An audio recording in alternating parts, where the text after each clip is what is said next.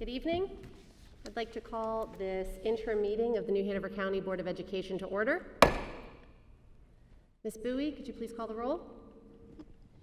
Good evening. Ms. Adams? Here. Mr. Wortman? Here. Mr. Boyer? Here. Ms. Estep? Here. Ms. Justice? Here. Ms. Nichols? Here. And Mr. Rivenbark.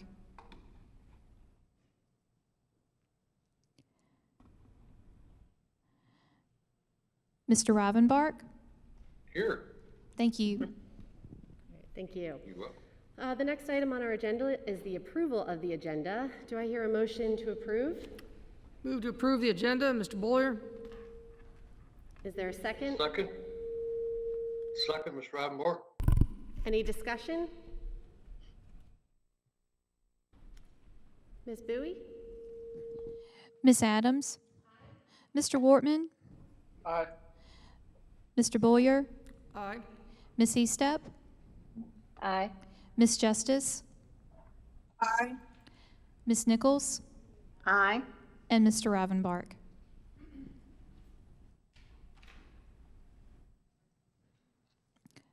Mr. Rivenbark?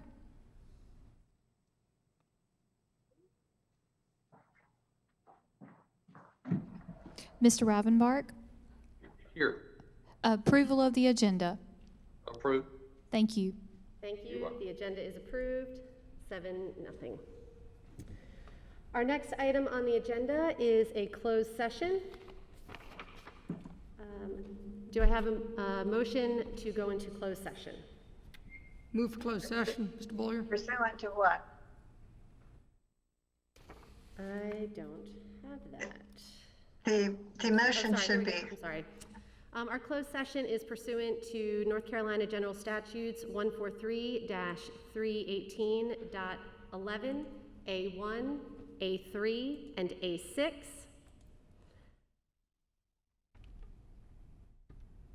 Move for closed session pursuant to the statutes, Mr. Boyer. I'm sorry, the motion needs to include the title of the, the other language that's in there.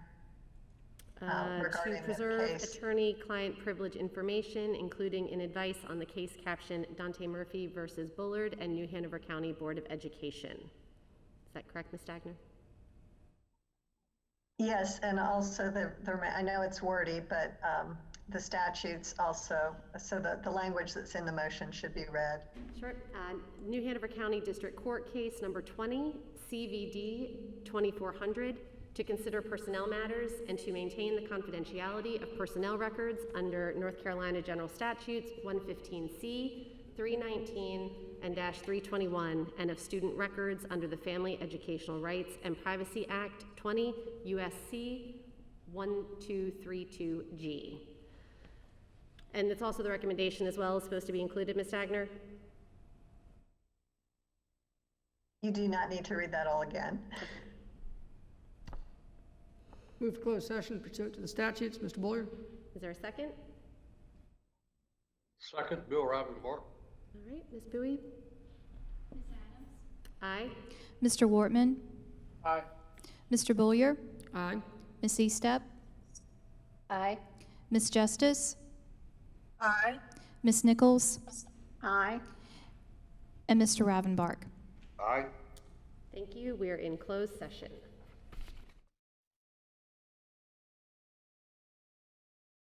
Okay, welcome back. We are back in open session. The next item on our agenda is information, policies for first reading. Ms. Nichols? Thank you, Madam Chair. Our first policy tonight is 2130. We're going to pull that up. I can't see the board center, so I don't know if It's up. It's up there. it's up there. Yes, Thank you. ma'am. Okay. This is board members' compensation and expenses. This is a very involved policy. We spent quite a bit of time and meetings at the policy committee meeting to ensure that we had everything in place that would, thank you, okay, would certainly help with the current board members as well as all the new board members that we may have. So it talks about 2 meetings a year that the board would come together and determine the amount of opportunities for staff development, learning, and determine who would attend which meetings or conferences and how they would be orchestrated. So it tells you about your lodging, how to go about getting your reservations and how to spend your money wisely. And also we had input from Mary Hazel Small, which helped us immensely. And Mrs. Estep gave a lot of input because initially this policy from School Board Association put a lot of responsibilities on the chair and the vice chair, and we thought that was not fair. So she came up with the meetings that you would have twice a year to determine who would go where to represent the board and come back and share that information with the entire board and the community. So I think we will ensure that we're spending our money wisely. Okay. So I encourage you to read through this one very carefully, and it will be on in October for the second reading. So if you have information that you would like to share regarding this policy, if you will contact Mr. Boyer, that would be helpful. Thank you. Thank you very much. The next policy, 8700, this is student educational records. And I'm going to ask Mrs. Varnum, Julie Varnum, if she will come forward and share the reason this is being presented. And we're going to ask that the board waive this policy so that we can get it in place. Waive the first reading. Thank you, Ms. Nichols. Yes, the request is for this, for policy 8200 to be waived or put on hold until we move to Plan C. Policy 8700. Oh, 8700. I'm sorry. I've got the wrong document. Oh, well, I have the wrong document. Okay, I have that up on my screen here. Sorry. Thank you. I'm so sorry. So policy 8700.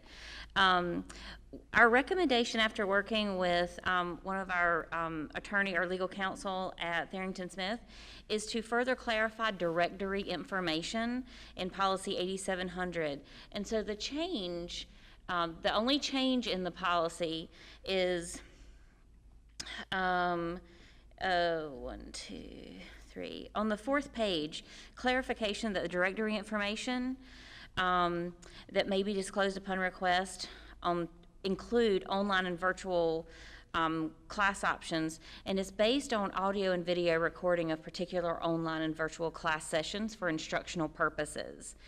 And we want to make sure that we can provide an additional opportunity for our teachers to record Zoom sessions and then use those instructional lessons for the benefit of students who have either missed instruction or who have not been able to participate in that instruction.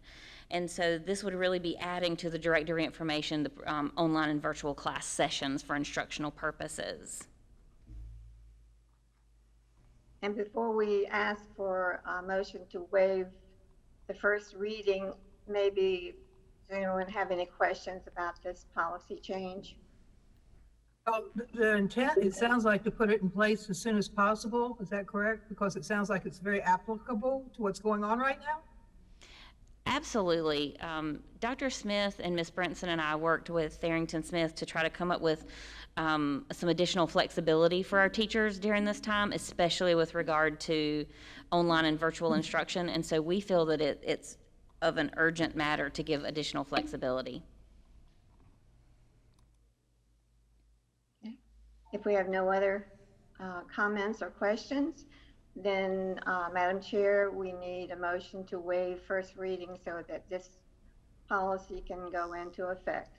Okay, thank you. Do we and have a vote on the motion policy. to as waive the well. first reading of policy 8700? Move to waive first reading, Mr. Buller. Is there a second? Second, Ms. Eastep. Thank you. Any discussion? Ms. Bowie? Ms. Adams, Aye. Mr. Wortman, Aye. Mr. Boyer, Aye. Ms. Eastep, Aye. Ms. Justice, Aye. Ms. Nichols, Aye. and Mr. Ravenbark. Aye. All right, thank you very much. So now we have to vote on the policy, is that correct? That is correct. All right, so now, can I- Motion. Oh, I'm sorry? Do we have a motion to approve? Policy 8700, the 8700, changes. sorry. Motion to approve policy 8700 as amended, Mr. Buller. Is there a second? Second. Judy Justice. All right, thank you, Ms. Justice. Any additional discussion? All right, Ms. Bowie? Ms. Adams, Aye. Mr. Wortman, Aye. Mr. Boyer, Aye. Ms. Eastep, Aye. Ms. Justice, Aye. Ms. Nichols, Aye. and Mr. Ravenbark. Aye. Is approved, 7-0. And that concludes the policies for first reading. Thank you. Ms. Nichols, before we move on from that, getting back to that, the board compensation policy, Yes. is there a cross-reference in that policy that if a board member doesn't spend all of their money, what they can do with that money? We talked about, you talking about rolling it over? Well, rolling it over, but also designating it for specific use in a school? No, that is not part of the policy. If that's something you want to include, then if you can get that to Nelson or either Ms. Stagner would be helpful. But we're not even rolling over our funds this time. Ms. Nichols, if I might, I would point out that on that first page, there's highlighted language in blue that your chief financial officer noted about rolling over that money, and she actually recommended that that sentence be deleted because it was not used in the past. It had not, the $5,000 limit had not been reached, so she didn't think that was necessary, but that's certainly something the board may want to consider. I would recommend that maybe Ms. Smalls be part of that conversation. Thank you. Is there anything else? All right, thank you, Ms. Nichols. We'll move on to our consensus items. Personnel. Dr. Faust.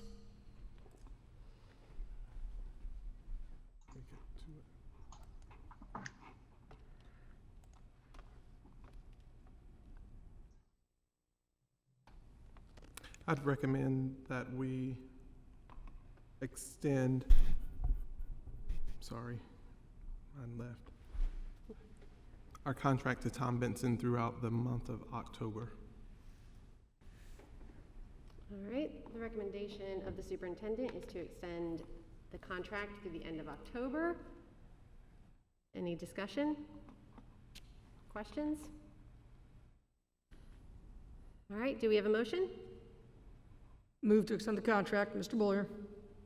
There I a second second? the motion, Ms. Nichols. Thank you, Ms. Nichols. Any other discussion? All right, Ms. Bowie? Ms. Adams, Aye. Mr. Wortman, Aye. Mr. Boyer, Aye. Ms. Eastep, Aye. Ms. Justice, Aye. Ms. Nichols, Aye. and Mr. Ravenbark. Aye. All right, recommendation is approved. Thank you. Moving on, old business. The item that we have under this is the 2020-21 school year opening, a very interesting conversation that I know many families are tuning in for this evening, and I will turn this over to Dr. Faust.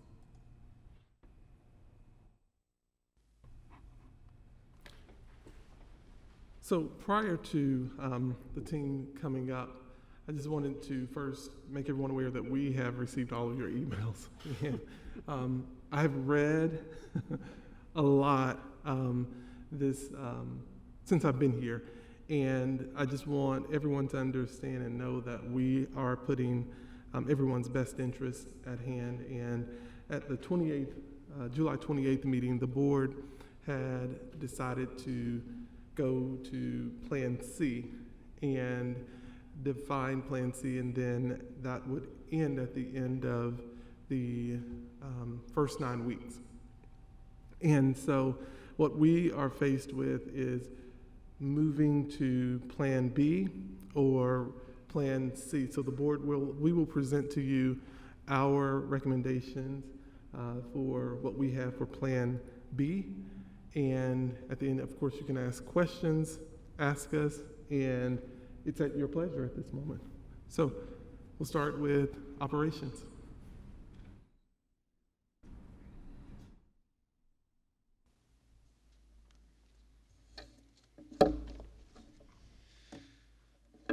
Well, good evening. You can go one more slide, please. So tonight I wanted to change the presentation. I think all of us will do a little bit different and perhaps present for a parent or student perspective. You know, what can students and parents expect school to look like under Plan B? I am going to talk about the same 3 items: bus transportation, child nutrition services, and facilities as part of operations. But I would like to point out that everything really starts at home. Symptom screening at home is very important.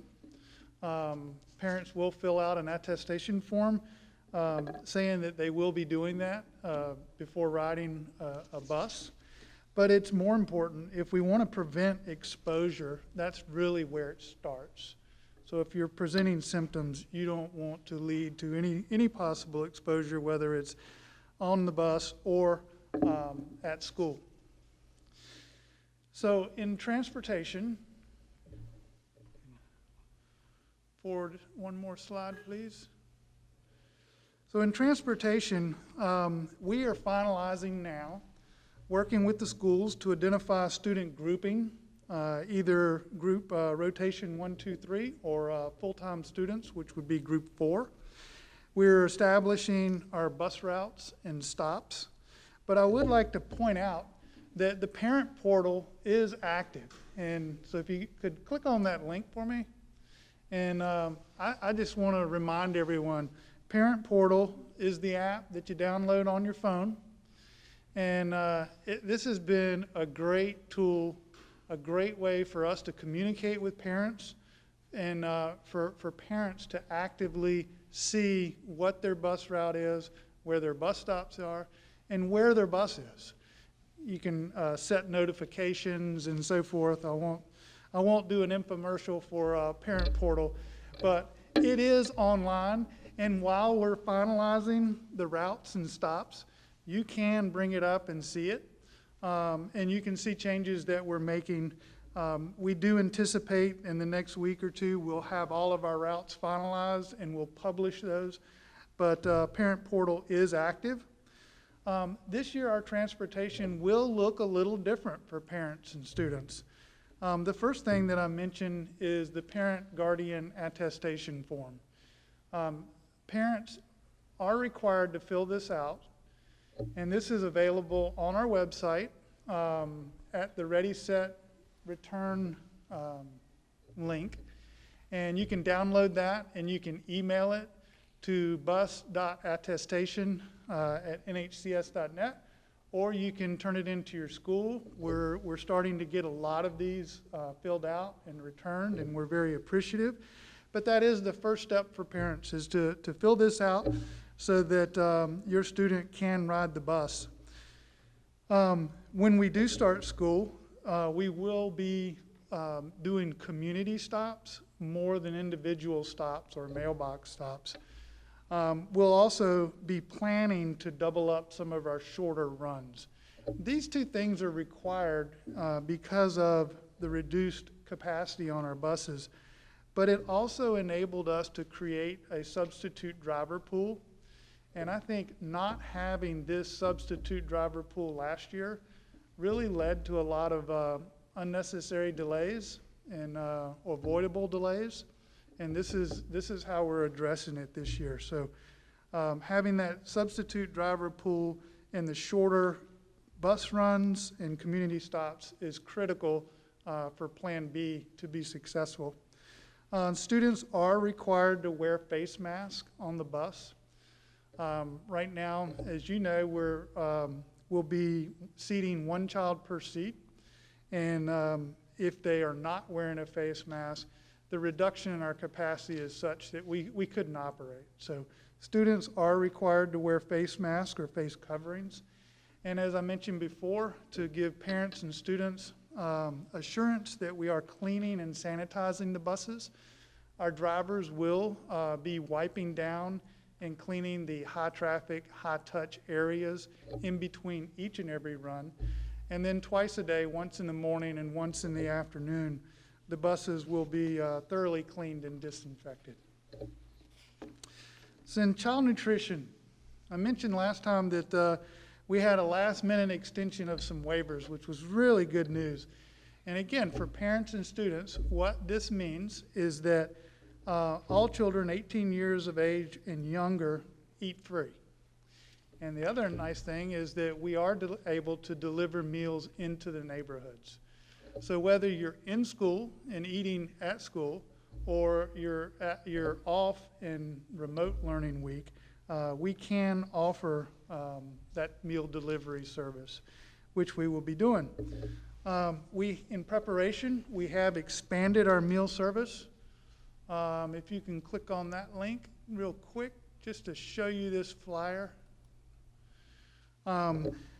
We will be, under Plan B, we'll be operating the kitchens in all schools, of course. We'll also be offering a curbside grab and go for all families. And we'll also be, in addition to our school sites, we have 24 neighborhood sites. So the list of all of our sites and the times that the buses will be there is available. Again, that's on our child nutrition site as well as our Ready, Set, Return site. And since we've done this, we have seen about a 50% uptick in meals. I think we had 550 more meals served today alone. So this has been a real benefit to our community, and we're excited to continue to offer this under Plan B. All of our child nutrition staff have been trained and are currently practicing food safety and sanitation procedures in accordance with the CDC guidelines, the USDA, the Department of Health and Human Services, and instructions that we do receive from the State Department of Public Instruction, our child nutrition department. Locally, the child nutrition staff is working with schools to get a pre-order process. So each day that students are in school, they'll pre-order their meals for the following day. So again, a little different this time under Plan B. For the first 3-week rotation of groups, we are going to be serving and eating in the classroom at the elementary level. We'll actually have students going through the cafeteria and picking up their meals, returning to their class in the secondary level. But by doing this, we're doing this for 2 reasons. We want to be consistent, and we want enough time to evaluate how we can expand that. As a district, individual schools will all look different under Plan B, and the number of schools, a number of students, and how they're operating.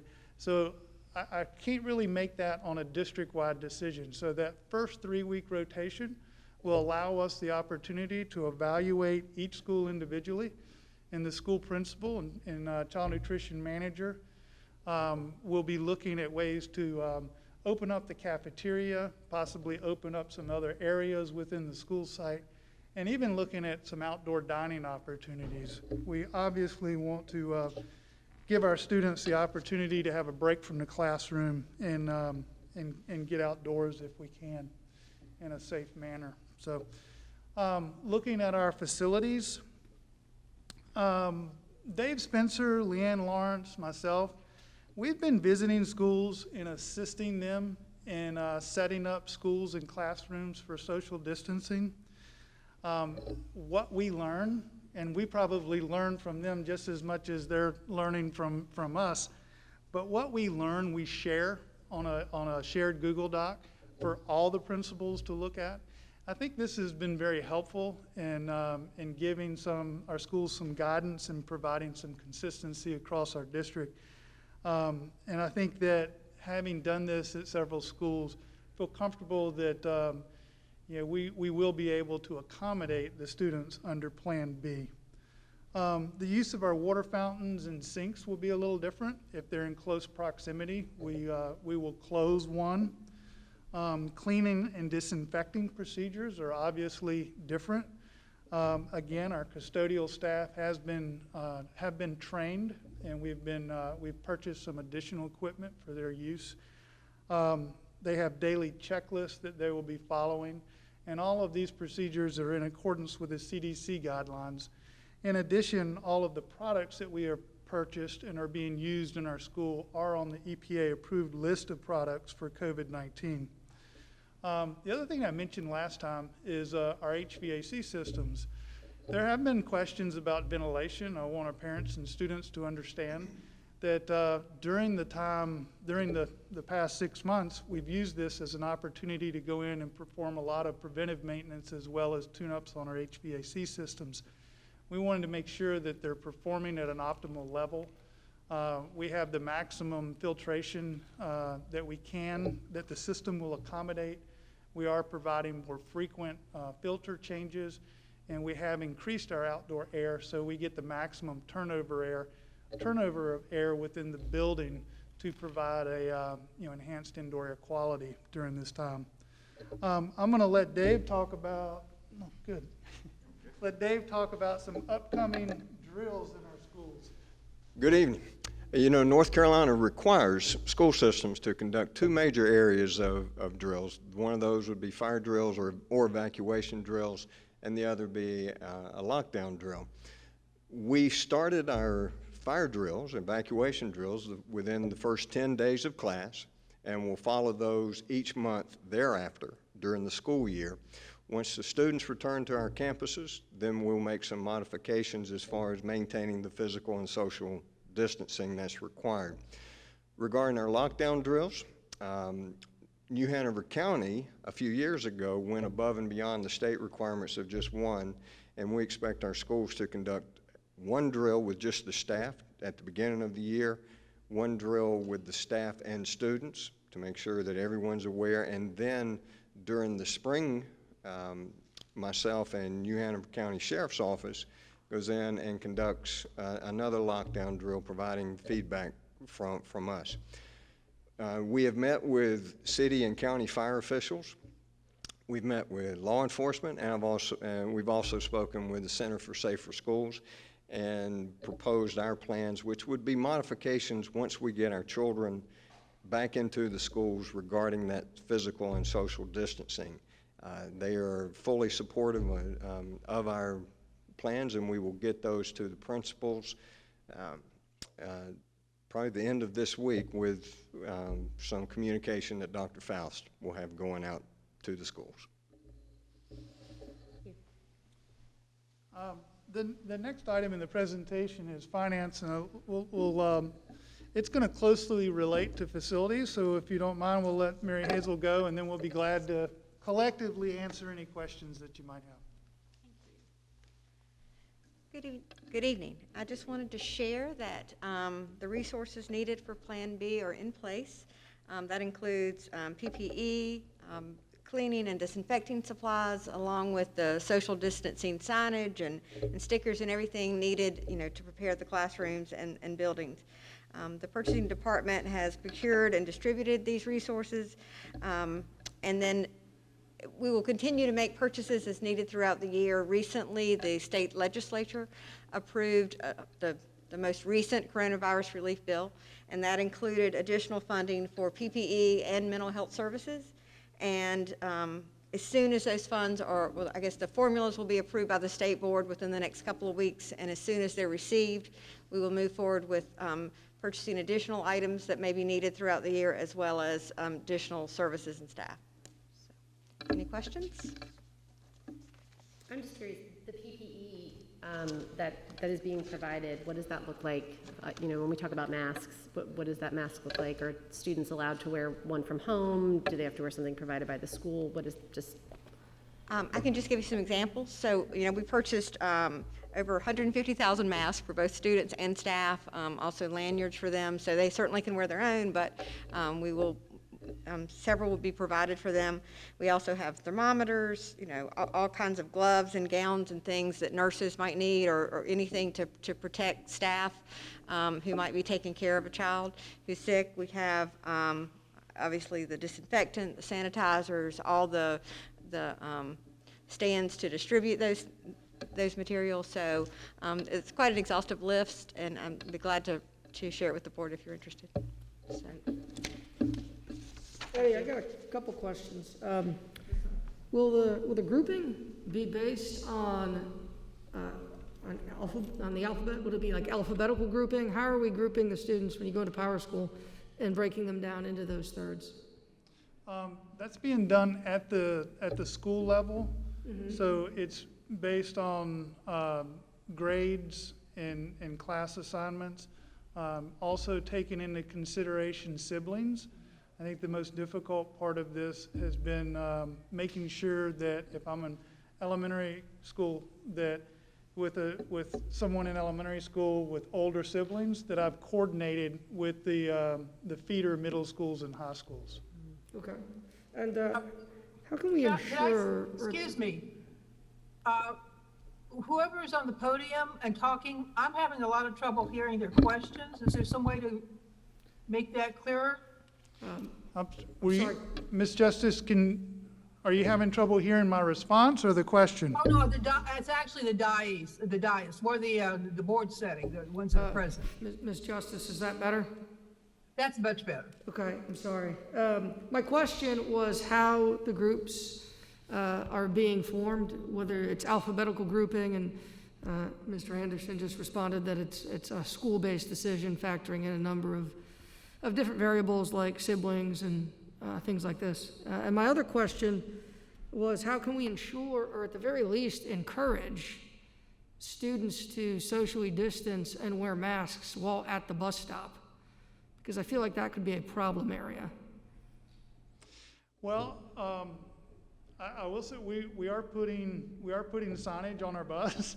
I think it's very hard to, of course, monitor that.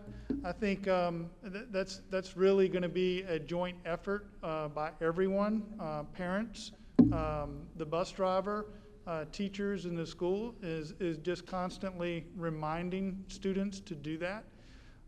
Because obviously this is not just about social distancing at school and within the classroom, but this is an everyday part of their life. And I think perhaps a lot of the students have become, like most of us, have become more or less accustomed to doing that now. Although, I know I walked out of my office the other day and didn't have my mask on. I got about 10 feet away and I was like, oh no, So we are getting used to it. But I think it's going to be difficult to monitor, of course, at a bus stop. But it's that constant reminder and creating that habit. Thank you. Mr. Anderson, can I ask a question? Yes, sir. So you're, I assume when you're talking about going back to Plan B, you're talking about 1 week on, 2 weeks off, correct? Yes, sir. So, so your intent is to have a third of the students in the building every week?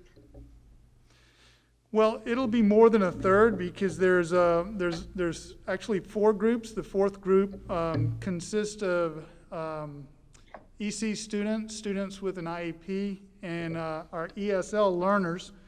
And those families have the option to be full-time. So I don't have a specific number, but it would probably be somewhere between a third and 40%. So, okay, using that, and I understand the logistics, and I appreciate the work that y'all have done.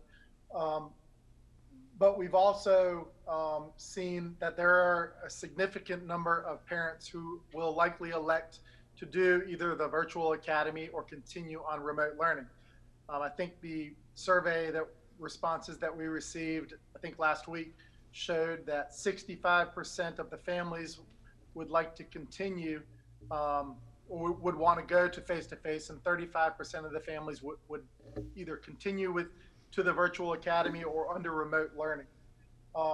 Using that math and that 35% or 30% or wherever we want to go, is there not a way that we could get our students more face-to-face time? I know all the board members have seen the proposal for the kind of the AB model, where you have kids that go from Monday, Wednesday, Friday. The other half of the kids go from Tuesday, Thursday, and then switch the week for the groups do Tuesday, Thursday. They did Monday, Wednesday, Friday the week before. Why? I know there's a lot of local counties that are doing that. I think Brunswick County is actually going back to that model on Monday. Why can we not do that, especially considering the fact that if we have 30% of the people electing out, I think the percentages of kids still in the building would be about the same. Well, I would say that the numbers that we're getting through TIMS and Power School are slightly different. We're not seeing as many students signing that have signed up for Virtual Academy, and those numbers change on a daily basis. And then I would also say that what I would anticipate with the remote learning is that it's not an option, but we're being more flexible with our attendance. So if those parents choose to continue remote learning during their week for face-to-face, we would count them as present as long as the work is being completed remotely. That number is harder to identify, and I would expect that number to increase the longer we were in school successfully under Plan B. I think I hear your question, and I understand it completely.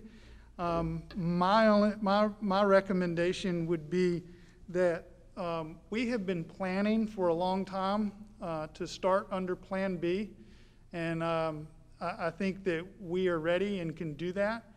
But once we begin under Plan B, if we find that we can change and increase the frequency of face-to-face, then we could certainly consider it. So I think that's something that families want to hear is this fluid. You know, if we're saying we're looking to open under a 3-week rotation, Right. How long would that continue, and what are the factors that would impact if and when that could change?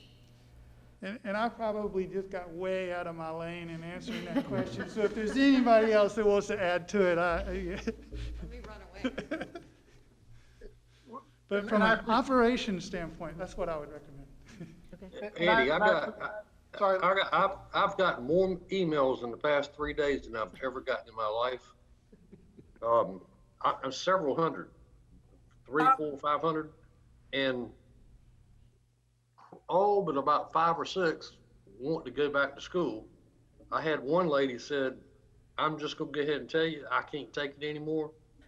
I want to leave my kids at the house and go on a vacation. I just can't take it anymore. These people are going crazy, and they want to get their kids back in school as soon as possible." And I know that the planning, especially transportation, has been a tough. I know it has. But if we go to Plan B, what you're talking about, how quickly could we transfer to Monday, Tuesday, Thursday, Friday?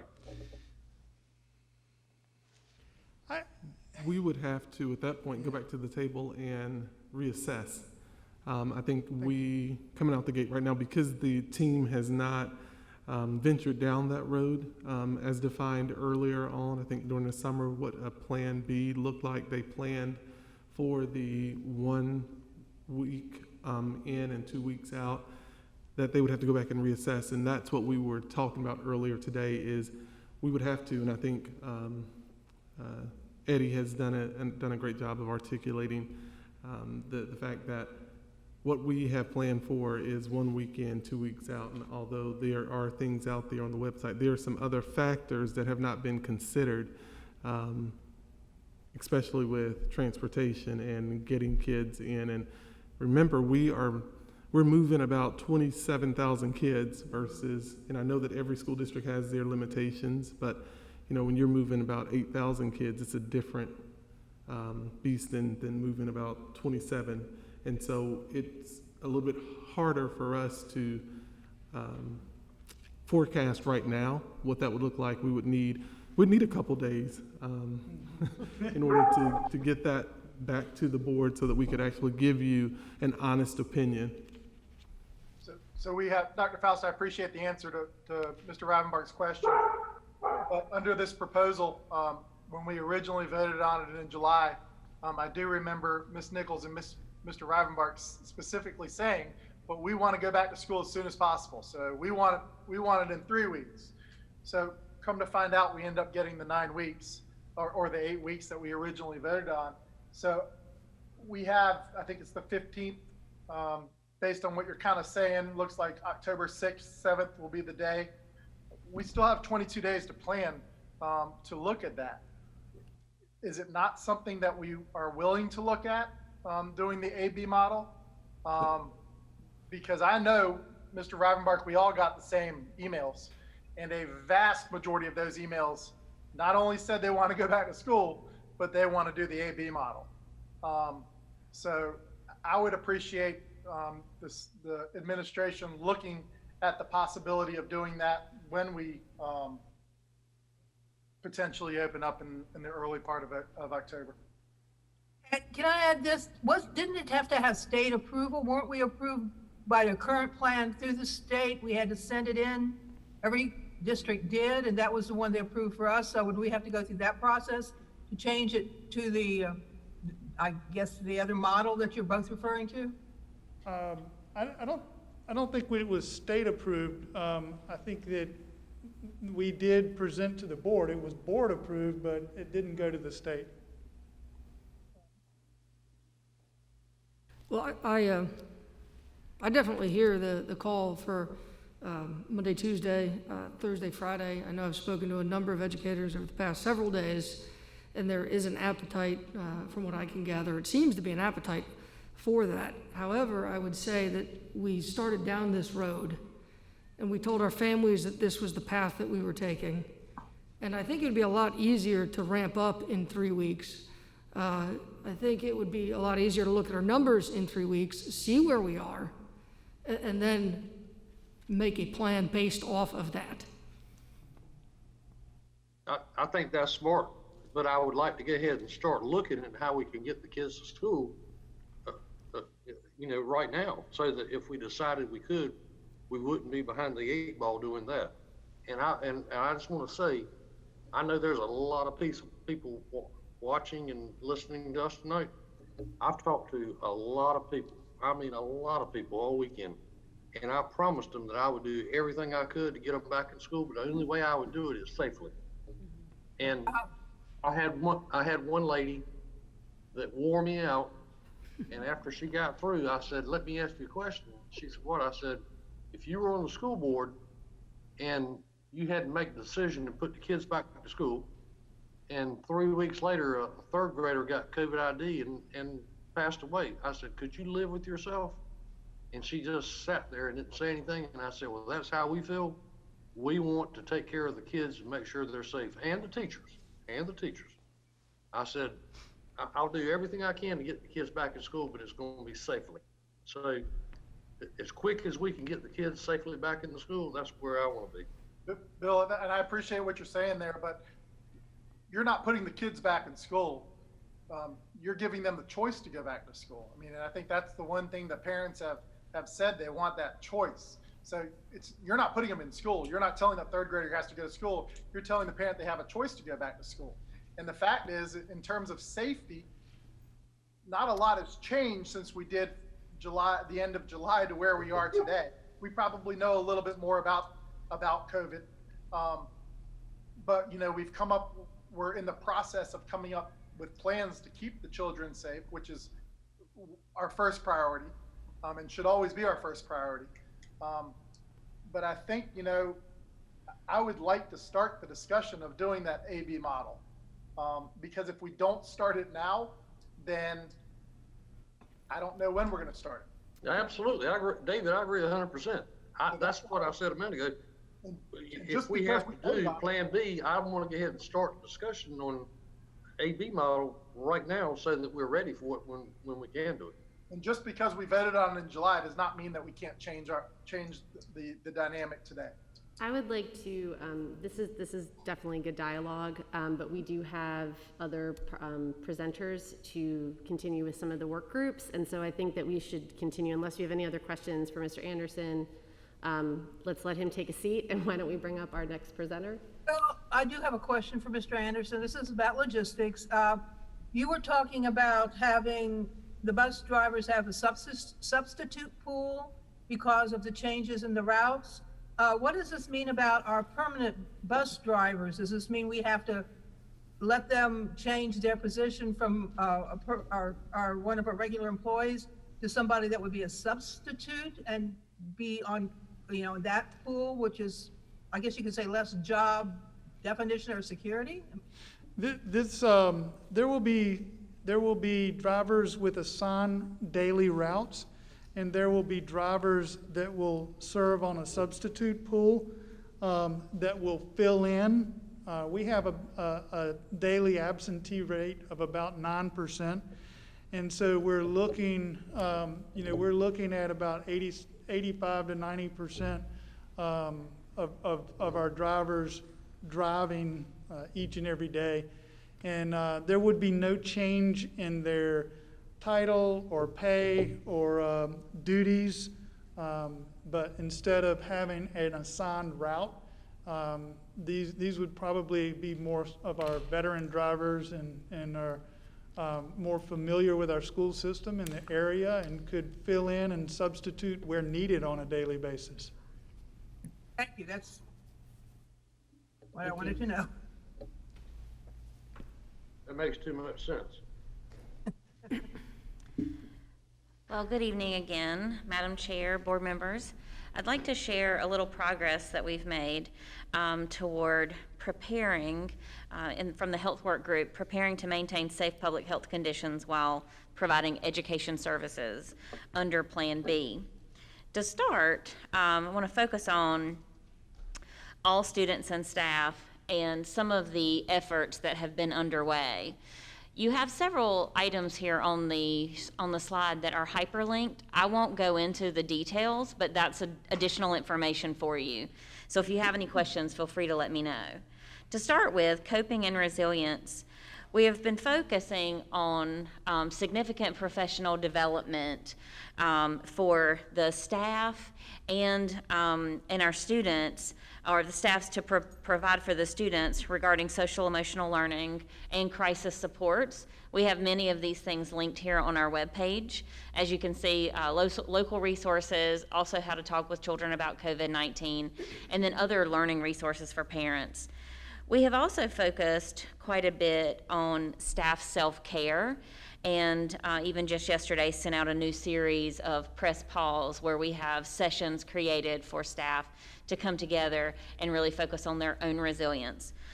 As I've shared before, the health group has focused on overall well-being, and we have certainly been concerned with the lack of socialization and the lack of being in school in structured environments where learning is happening face-to-face. So really want to make sure that we are addressing coping and resilience, knowing that we have significant areas for recovery among our students and their families.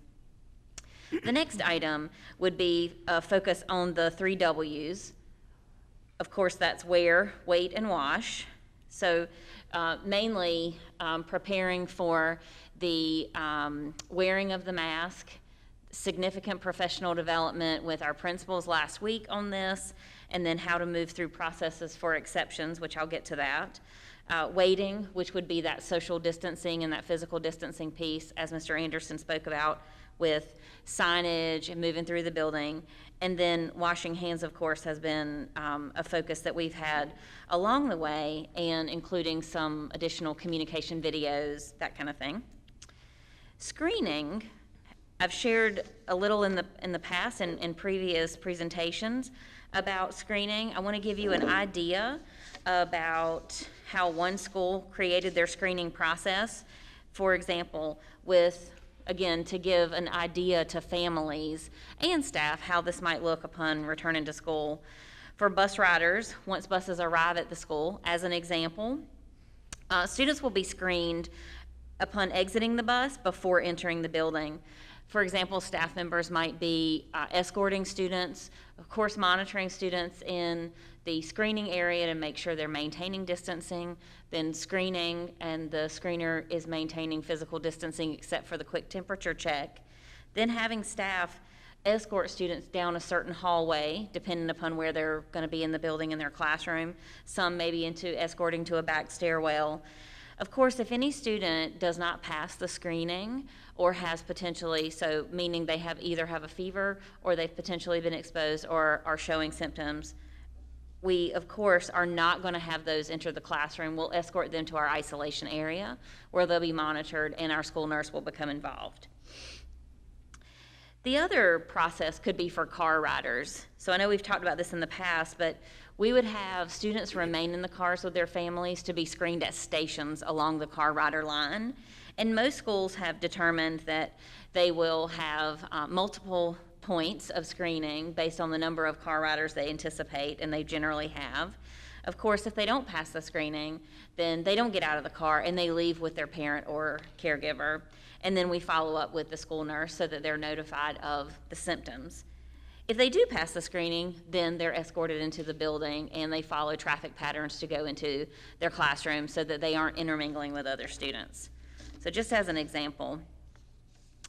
The next on the flow chart, and again, I won't go into all of the hyperlinks, but those are there for your information. For mask and PPE use, we have provided for our principals a manual or a toolbox for mask use. And yeah, so we'll just stay on this slide. Thank you. For mask use, including instructional lessons for teachers to use, including tips for teachers in how to coordinate mask breaks, how to handle mask breaks outside, how to make sure that students keep their masks clean and don't confuse those with others. Reviewed, our communications team has worked on videos regarding mask use, mask hygiene, how to take care of your mask while you're eating or taking a sip of water, that kind of thing, and continuing to put those out through our communications team, who are doing a fabulous job, in my opinion, by the way. We also have provided from the health work group for principals signage or flowchart reminders for teachers to use as an instructional tool and to be used as reminders for students on when they can take their mask off and when they shouldn't take their mask off. And most of that really relies on not taking it off until you have teacher permission or staff permission and you are taking a break where you are not moving around. So a lot of these things, I know some of the questions have been from staff have been how are we going to make sure kids understand this? And this is an instructional opportunity. The next bullet for all students and staff would be monitoring of symptoms. And most definitely, this is in collaboration with our school nurses, who again, I'll remind one more time, are public health employees. And that's such a benefit to us because we know that our school nurses are one and the same with a public health official or public health professional being inside our school buildings. And we will collaborate with our school nurses in every setting on monitoring of symptoms, from screening to symptom onset during the school day. The next would be handling positive or presumptive cases. There's certainly a lot of questions on, you know, what do I do if my staff member tests positive? What do I do if I have a child in my classroom test positive? So I'll go over a couple of scenarios with you, and then bring your attention to a manual that we have on our webpage. That's the Reference Guide for Suspected, Presumptive, or Confirmed Cases. That is a collaborative guide from Department of Health and Human Services, and it specifically applies to schools and school supports. And this 24-page packet goes through every protocol for screening and for response for staff members and students based on exposure, diagnosis, or just symptoms. So in a scenario, for example, a staff member has their own child who has tested positive. And then what do we do in that scenario? Well, honestly, that's where a staff member has been exposed, and so they would, of course, they would be isolating, but remember, they're continually being exposed to that individual because it's a child of their own that they're caring for. And so there will be times where we have to dig into the screening protocol and the timelines and really utilize our school nurses to help us understand at what point can staff return if they're continually caring for someone who is sick. But then also in another scenario, for example, we could have a student who tests positive who is asymptomatic. And how do we move through that process? So really utilizing, again, our school nurses on the cleaning protocols, the communications protocols, the contact tracing. We have those opportunities within our building to be able to manage those on a case-by-case basis. And again, really studying the protocols from the Department of Health and Human Services and understanding that each situation and each measure, starting with exclusion and then isolation and then parent communication, would be followed for each of these. So moving on to the next part of our slide. I don't know if we can get back to that. On for more vulnerable students and staff, we have really worked diligently with our schools. Our administrators have been very supportive. Our teachers have been very supportive and given their feedback in the creation of daily face-to-face services for students with disabilities. And that's specific to students with IEPs, individualized education plans. And so, again, I won't go into the hyperlinks, but you have resources, or you can see the resources that are available for the talking points for parents.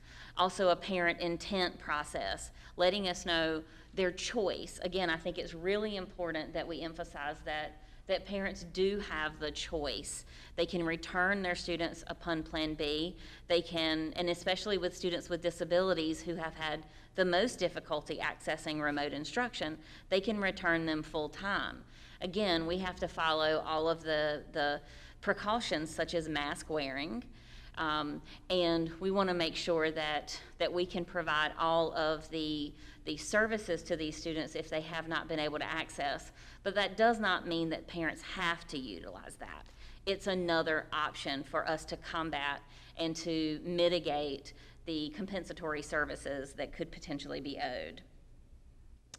Another piece is the release from district education services. This is a process that we've had in place in the district for several years, but now we have found another need and another use for this process. For some of our families who have students with significant medical needs, self-care needs, potentially mental health needs, they are requiring services in their homes, and these are services that would have generally been provided daily in face-to-face instruction in a typical time. So utilizing the release from district education services has allowed us to navigate a school schedule with families so that they can then still access other either Medicaid or insurance billable services that are generally not allowed during the quote-unquote school day. So really trying to create avenues to provide supports for families. And again, this might not be something that will be utilized as much if we go into Plan B or upon moving to Plan B if these families choose to access daily face-to-face services. Now I want to talk a minute about the mask exception process. This is something that we relied heavily on Ms. Stagner and her team at Tharrington Smith to provide us with as much legal analysis of the mask use as possible. Seems a little bit hard to imagine that wearing the mask could mean that we need to study about a 5 to 8 page legal analysis and work through all kinds of accommodation processes and figure out, where the line is on what level of exception can we accommodate while going back to the very top of the slide, maintaining safe public health conditions. So, unfortunately, because of the nature of the COVID-19 virus, we cannot accommodate much in a mask exclusion kind of fashion. But there might be scenarios for more involved students based on, again, their medical needs or emotional, behavioral, mental health needs or other, where we may be able to accommodate. So we want to have an opportunity to accommodate, but we are not anticipating being able to accommodate many of these just simply because of the nature of the virus. And we work very closely with our public health professionals. We have Ms. Carla Turner, our Assistant Director for Public Health, sitting on our health work group, and that's been really helpful in working through these processes. So making sure that any accommodations that we look at would still protect others in the setting, such as other peers, other students, and the staff. And that might be additional PPE, it might be additional partitions, but there are going to be situations where we cannot accommodate and we will need to provide a different level of service for some students. And now I'm going to ask that Mr. Tom Benton go through additional accommodations that we have designed. And we're certainly here to answer questions after that. Yep, she's not going to leave me alone. Thank you all. And just personally, thank you, board members and Dr. Faust for extending me for a little while longer, because I am greatly enjoying my time here and hopefully am contributing to the growth of the system. All of my years, and it's 25 years as a principal, at all of my beginning of the year orientation meetings with parents, I would always put the question out there, what do you think my job is? And they would talk about instruction, they would talk about this, and I said, no, my number one priority is to make sure that your child gets to school safely, stays for 6 hours safely, and I return him home at least as well off as when he left. That has never fit more than it fits in this day and time. We want to teach kids, and I enjoy the discussions about getting students back into school. But right now, we're in a time we've got to make sure we're doing that in a culture and a climate where we can reasonably guarantee parents that your child is going to come home not sick. We've got to reasonably assure our staff that you can come to work and not catch COVID. And we're going to take every reasonable effort that we can to assure people to do that. And we can't open school until we can do that. And so right now, we are feeling confident that we can transition into Plan B and that we can assure students, parents, and staff that if you follow the guidelines, that you will return home safely and healthy each day. The focus so far has been about students and parents. I'm going to focus primarily on staff. And I am going to fight this mask, I know. Because once again, students are our top priority, but staff are a very close second, an extremely close second. We've got to make sure that they feel confident that we have come up with plans so that they can come to work and again, return home healthy. We spent about 90 minutes with principals this past week going through what I'm going to spend about 4 more minutes with you on today, and that is to talk about what can we do to help our staff, and particularly those who have special needs. We started off by saying, under Plan B, students will report back to school for in-person instruction. It is the expectation of New Hanover County Schools for all employees, to return to work to carry out our mission of providing a superior education in a safe environment, unless, because we've got to again consider special needs of our staff. So, what you see is a list of accommodations, because somehow through last spring and through Plan C, and not just in New Hanover, it's become sort of the thought process that if I have an at-risk element to me, I can work remotely. That is an option. But there are lots of steps that you work through to assure their safety before you get to remote work. Because not all of the guidelines that CDC has issued, the at-risk categories, require remote work. For example, a BMI of over 30. Well, heck, I can go home right now. I mean, I haven't checked my BMI, but I'm guessing it is at 30. Age, I fit that one, so I've got 2 at-risk categories. That doesn't mean I get to work remotely when I've got kids back. It means that I may get additional accommodations so that I feel comfortable in coming. So you can see the types of things here. And what we're telling our principals, for everything except remote work, we want you to work with your staff to provide it. And we want you to approach that with a, can I make this work without an undue burden on my school? Teacher comes to you, I've got some respiratory issues, I want a mask and a shield. Sure, we've got a mask and a shield for you. No, I need a little bit more than that. What else can you help me with? We can provide a mask, a shield, and we might be able to provide a plastic screen or a petition. In other words, we want you to be comfortable that your needs are being kept care of. You might need additional gowns.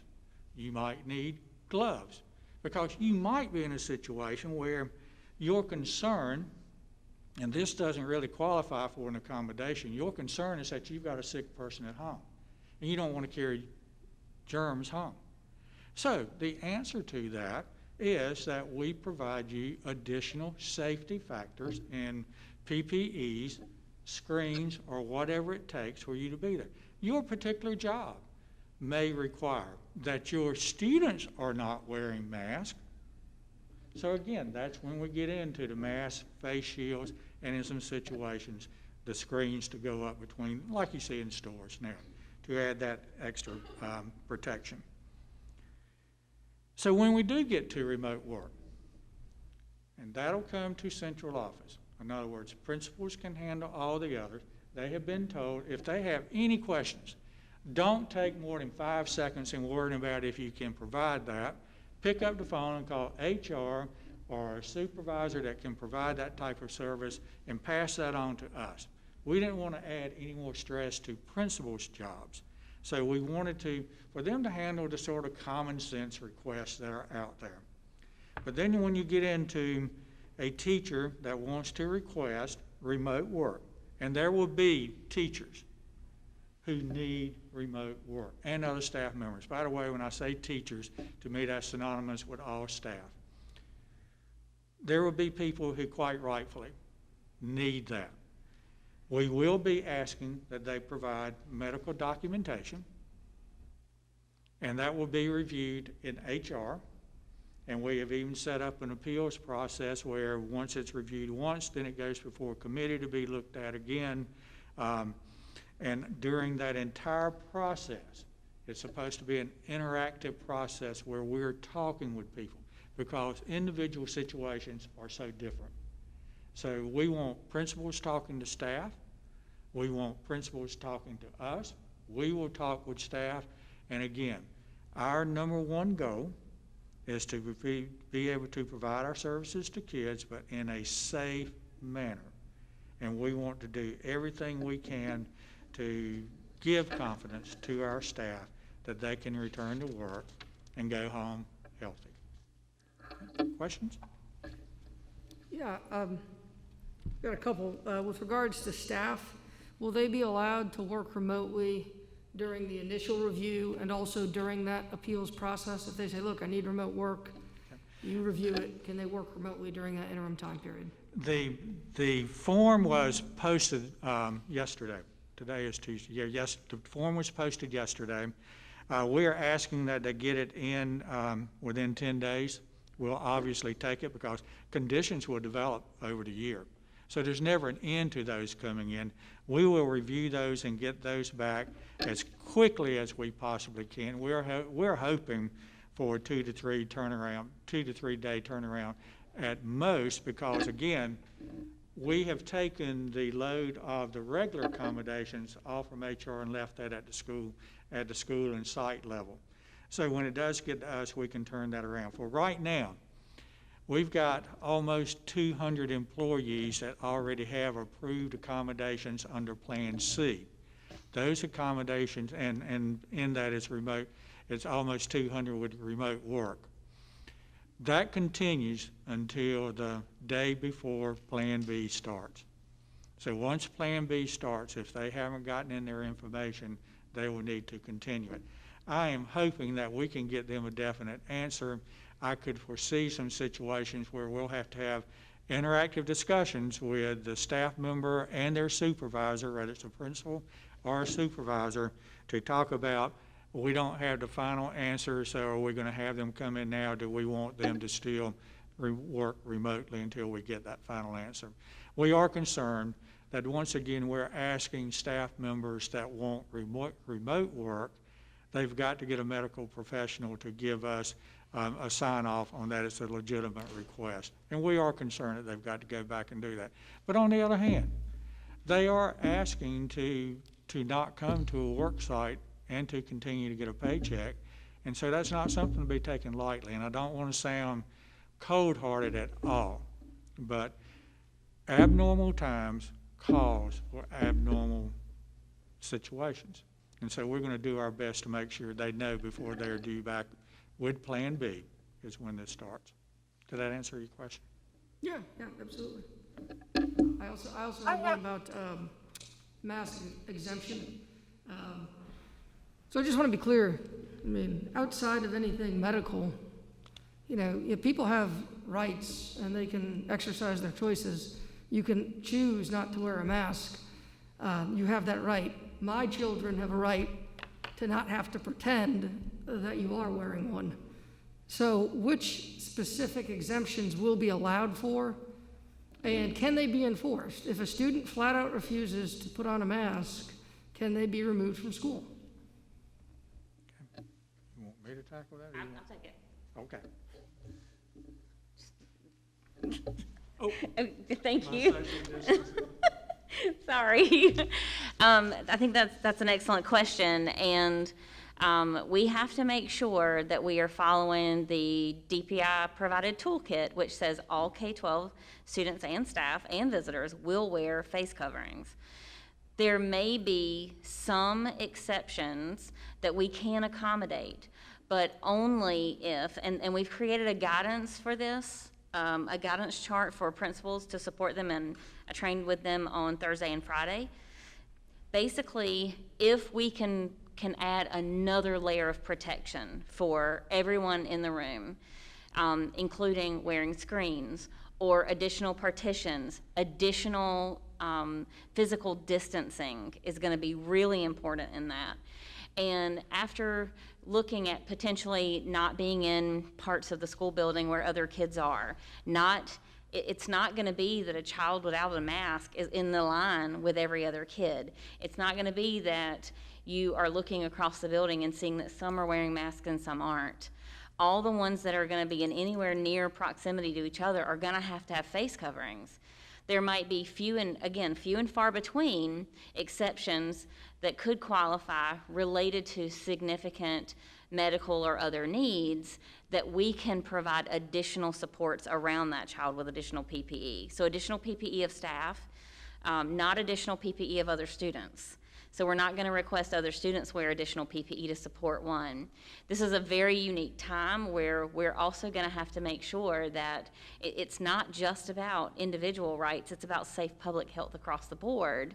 And we're going to make sure that any accommodation plan we come up with is reviewed by our school nurse and is determined not to increase the transmission of coronavirus. And if we are setting up an unsafe situation, that actually cannot be accommodated.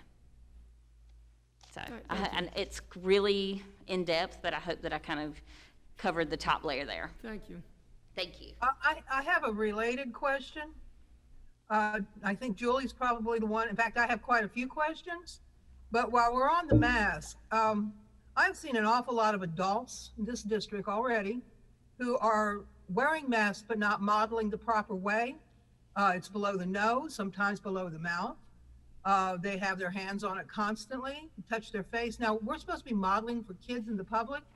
What do you do about the adults who, even though they have masks, and the kids too, there will be the kids, but the adults themselves, I have been concerned about what I have been seeing as far as the modeling from the adults for the kids. Is that going to be something that the principals can address, or something? I mean, we need to address that. Absolutely. So I'll start with saying that we have created videos, and in fact, like I mentioned a while ago, I was reviewing an 8-minute or so video that our communications team created with one of our nurses who has been in many of our videos, really talking about the importance of not only wearing your mask properly, but how to take care of your mask, how to take off your mask, how to adjust your mask, things like that, you know, what to do with it when you take it off to eat, and then putting it back on, and clean hands and such. So I don't want to step too far into the, into how maybe a personnel matter might be handled, but Mr. Benton can talk about that. But quite honestly, the expectation in order to maintain safe public health conditions, the expectation for all students and all staff is to not only wear your face covering, but wear it properly. Otherwise, you're not protecting anyone, and this is about protecting others. So it will be a continuous reminder. It is an expectation that's very important and for serious reason. So it will have to be first, really making sure that there's not a skill deficit. If it's a skill deficit, we teach. If it's a performance deficit, we have to hold individuals accountable, and that's going to apply to students and staff. So I'll let Mr. Benton step in on that one. Well, and you really said the answer that I was going to give, and that is staff will be expected to wear a mask and wear them appropriately. There are lots of constitutional rights that don't always apply on your job site, because you sort of agree when you take your job that there are certain things that you're going to do and not do. For example, we clearly expect teachers to dress in an appropriate manner. Dress, I guess. Thank you. Now, can I go ahead and ask a couple of these other questions that I wanted to from Julie? I think she's probably, Ms. Varnum, she's probably the most appropriate person to answer them. Begin with, are we low on nurses? We had a problem during the summer staffing at schools. Nurses, and when children get sick, we're going to have nurses at all sites. How is that going at this point? That's a great question, Ms. Justice. Dr. Faust and I met with public health officials on Friday, and that was one of the discussion points. And they have been doing their interviews and making their recommendations. And at this point, they feel like they will be, if not completely fully staffed, they have plans to provide full staffing in the intermediate with potentially retired nurses that can come back on a contract basis. So the school nurse population or the school nurse vacancy should not be a concern. Okay, I have several questions here. You brought up asymptomatic students. How will we know? It sounded like you had some way of knowing when students were asymptomatic and could possibly spread. Did I hear that wrong? That didn't make a lot of sense to me. I might have heard it improperly. I'm sorry, can you repeat that for me? So during your explanation, you said that asymptomatic students would not be allowed at school how would we know that they are asymptomatic when they're asymptomatic? I'm confused. I was offering an example of how we might move through a protocol for a student who has been diagnosed and has a positive diagnosis of COVID, but is also asymptomatic. And that matters because of the, when an individual is asymptomatic but they've been diagnosed, it's more difficult to determine the beginning point of being infectious. If an individual has symptoms or develops symptoms and tests positive, you can go back 2 days prior, roughly, according to public health officials. Roughly 2 days prior to their onset of symptoms is when they would be contagious. And so for an asymptomatic individual, it matters when you're looking at exposure to that person. You don't really have a time to start with. So I was just offering that as an example, but that would only be with a positive diagnosis.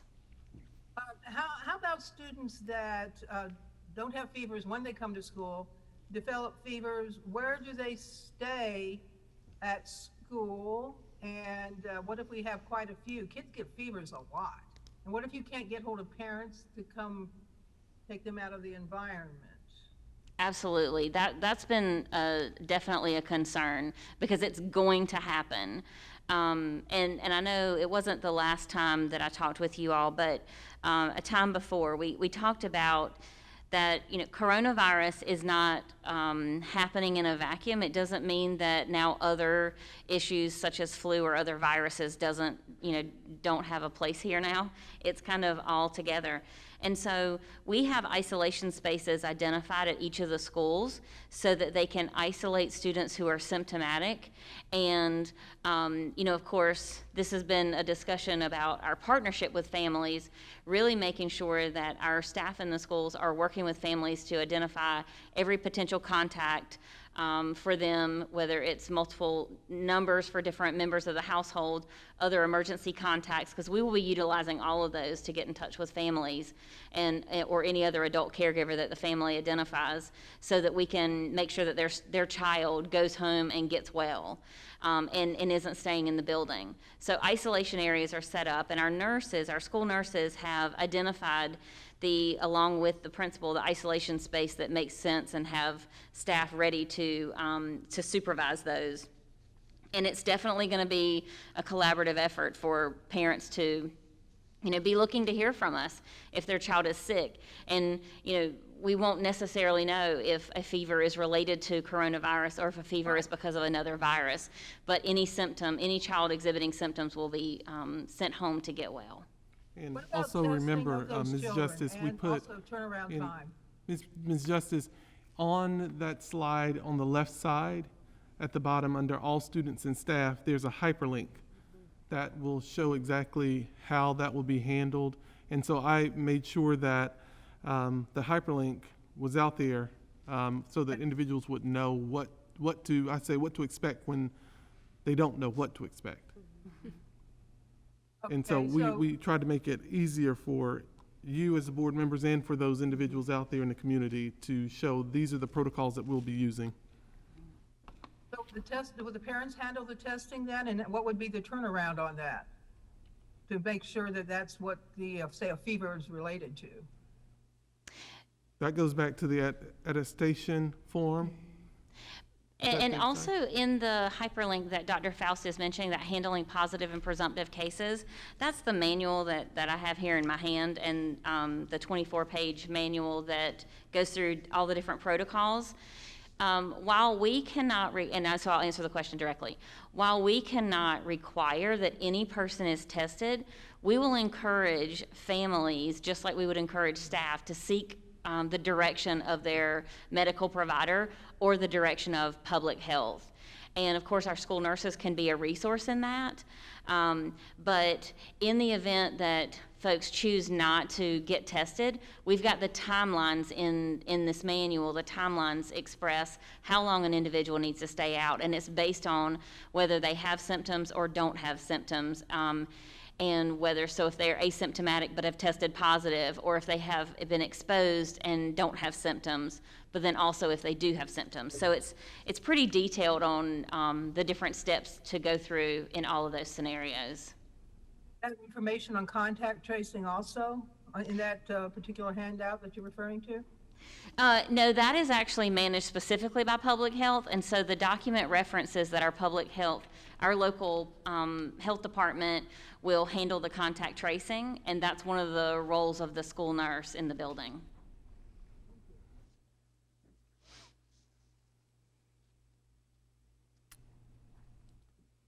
Any additional questions? I just have one question. What type of training will the students be getting when they come in? Will they be getting a kind of overview of what they're supposed to be doing?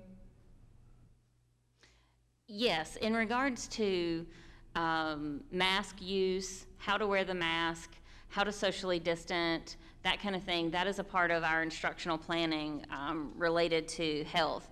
And those instructional tools have been created for staff, for teachers, and provided to principals in a toolkit for instructing students on, again, how to wear the mask properly, how to care for your mask, mask hygiene, how to take it on, or put it on, how to take it off, that kind of thing. And then when mask breaks can happen. So that's gonna have to be an instructional process in the very beginning.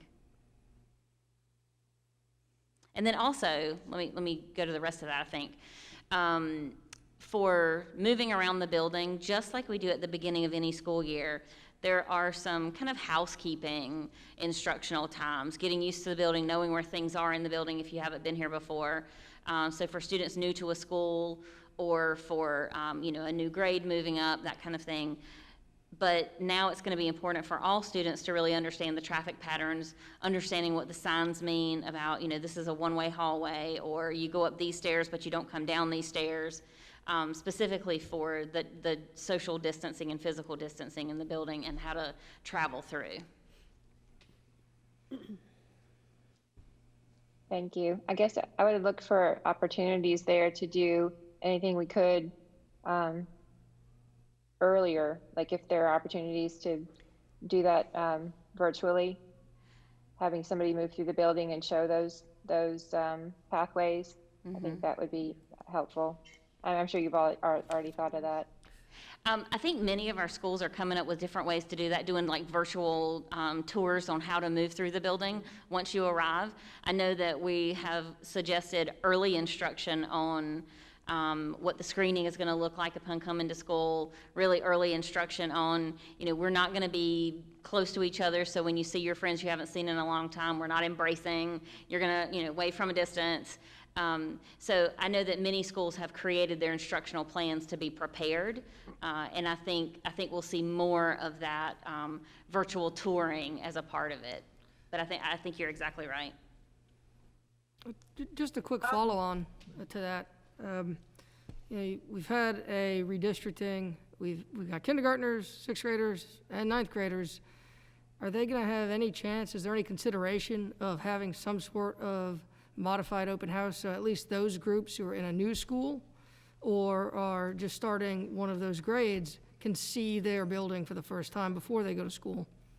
Yeah, I don't know that I'm the best one. I don't know if that's something that Dr. Smith can answer, but I know that's going to... that.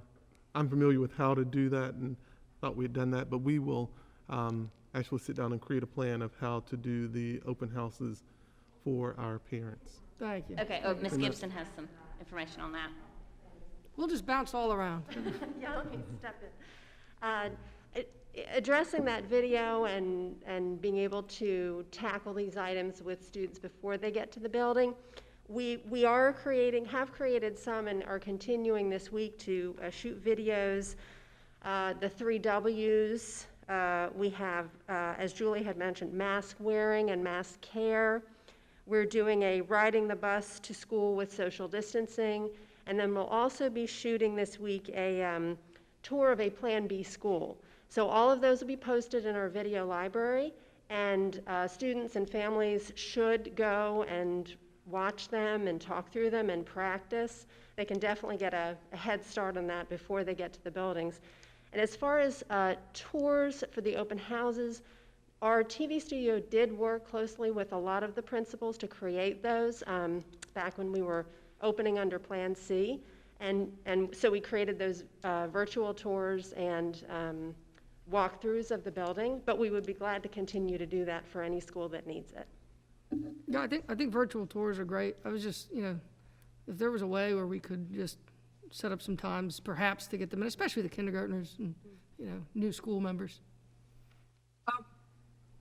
While we're on the health and student safety and staff, Dr. Faust, have you talked to the health department? Are we going to get a report from them also? Is that later after we listen to the education end?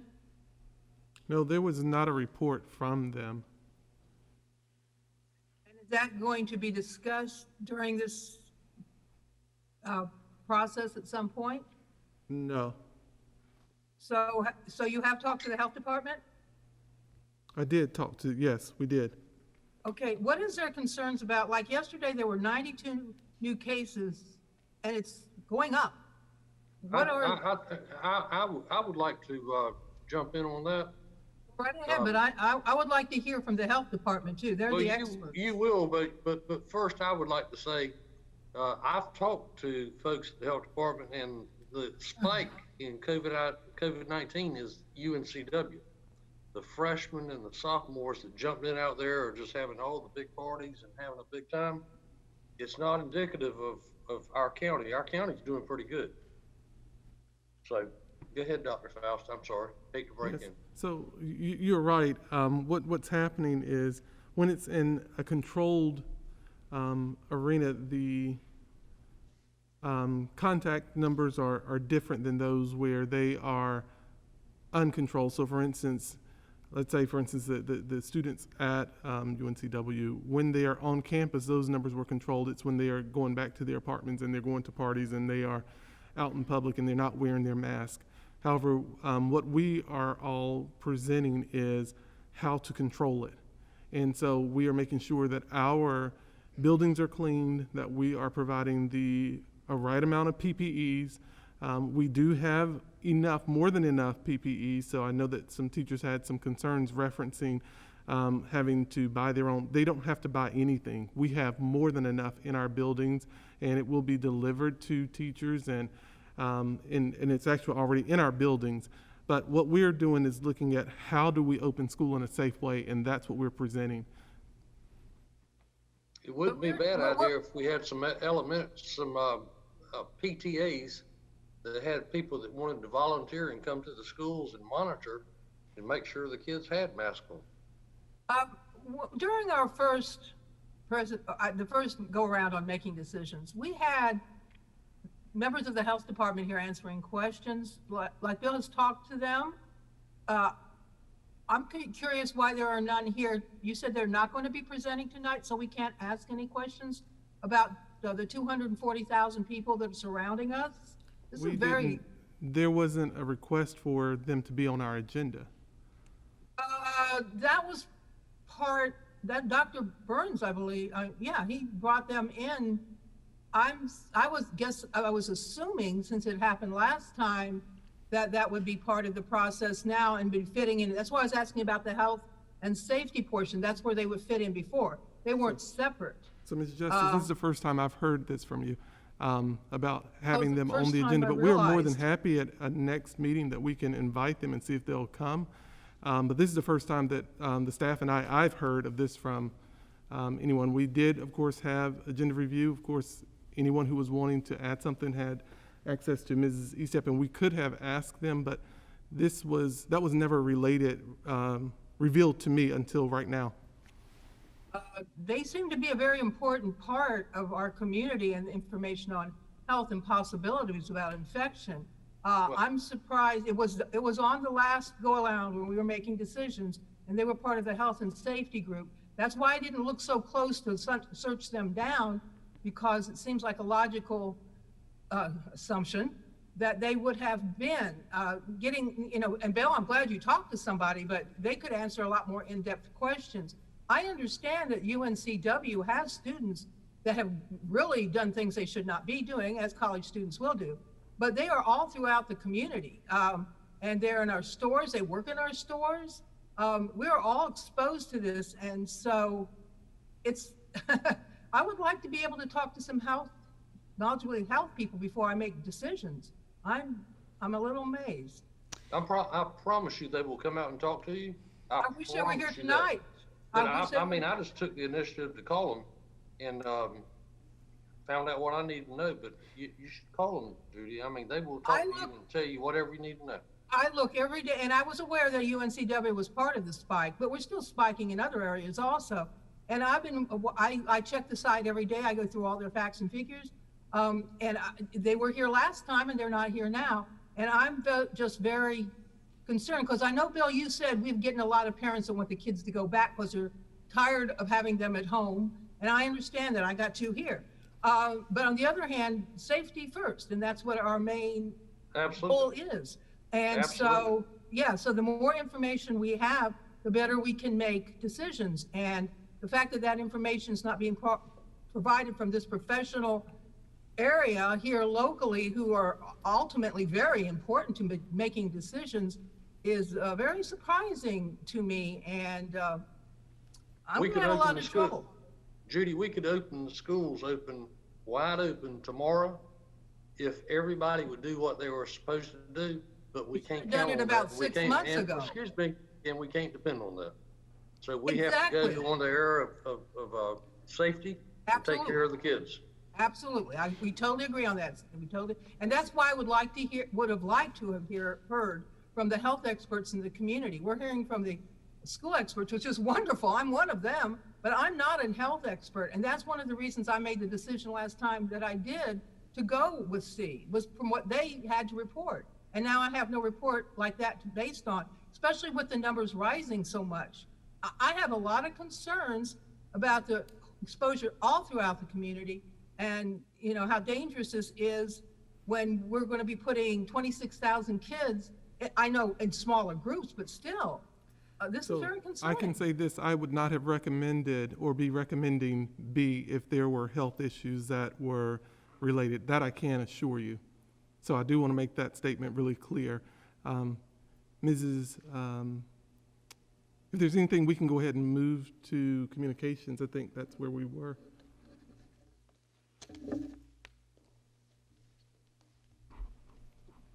Okay, good evening.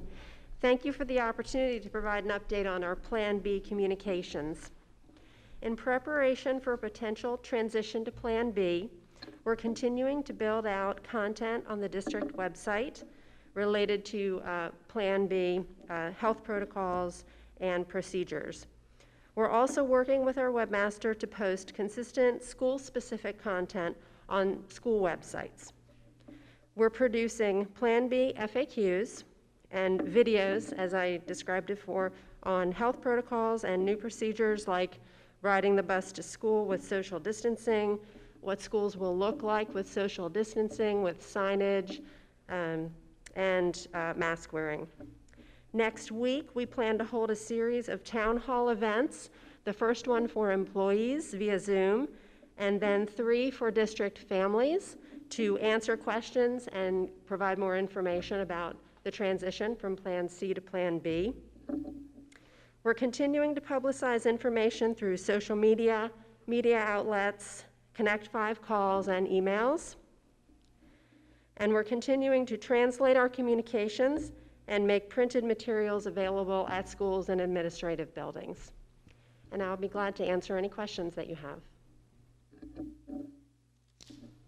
Could you speak to the town hall meeting series just a little bit more? What does that look like? Absolutely. We are planning a town hall Zoom for employees on Monday, and followed by Tuesday, Wednesday, and Thursday town halls for the community. They'll be broadcast. We will do elementary, then we'll do middle and high school, and one for our Latinx community. And they would be broadcast through all of our normal streaming channels, and then Facebook Live. And then call-in options, participation options would be available prior to the event via the website, and then call in, email in, or participate on social media. That's great. I've heard a lot of parents have said, you know, in some of their emails, we would like to have a conversation, and so I think that's a great opportunity to open it up for them to get to meet Dr. Faust and get to talk with the work groups as well. So I appreciate that you are putting that together. Thank you. Absolutely. Thank you. Any questions? All right. So good evening, and thank you for the opportunity to share with you an update from the work of the Teaching and Learning Work Group as we move forward with planning for opening schools in Plan B. Typically, you see me up here with, I'll say, my partner in crime. She is with us tonight, but she is remote, but she will be available to answer questions and also to add to the presentation as well. I'd like to begin with just simply the graphic that's on the screen, a day in the life of a middle school student. And if you'll go to the next slide, what you see here is what we would consider a typical schedule for a middle school student. And so I'll give you just a second to take a look at that.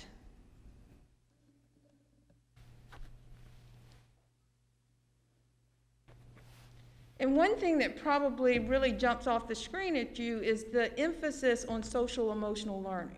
So in this schedule, and this is the current schedule that we're following with remote learning, there is a daily period set aside to address the social and emotional needs of our learners. We recognize just how critical that is. Also, something that you may notice is the elongated instructional blocks.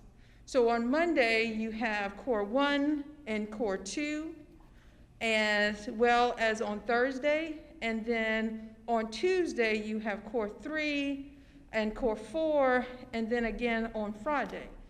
Wednesday represents what would probably before COVID-19 been considered a more typical school day. The purpose in that is to allow for not only the face-to-face and the synchronous instruction that will be taking place, but also the transitions that will need to occur as we work to deliver instruction both synchronously and asynchronously in this setting. It also provides students with the opportunity to engage in both independent practice as well as guided practice, and for teachers to do small group work and a variety of other instructional activities. Along with the schedule, you see that there is an assigned time, a dedicated time for lunch, as well as dedicated times for the elective periods. Next slide. So on the screen now, what you see is what we are proposing for our youngest learners, so for our early childhood learners. And so those students would experience both asynchronous and synchronous instruction. And so with asynchronous, what we're talking about is on-demand instruction. So instruction that was previously recorded that would be made available to families, so at the convenience of the parent, they could review this or share this with their child.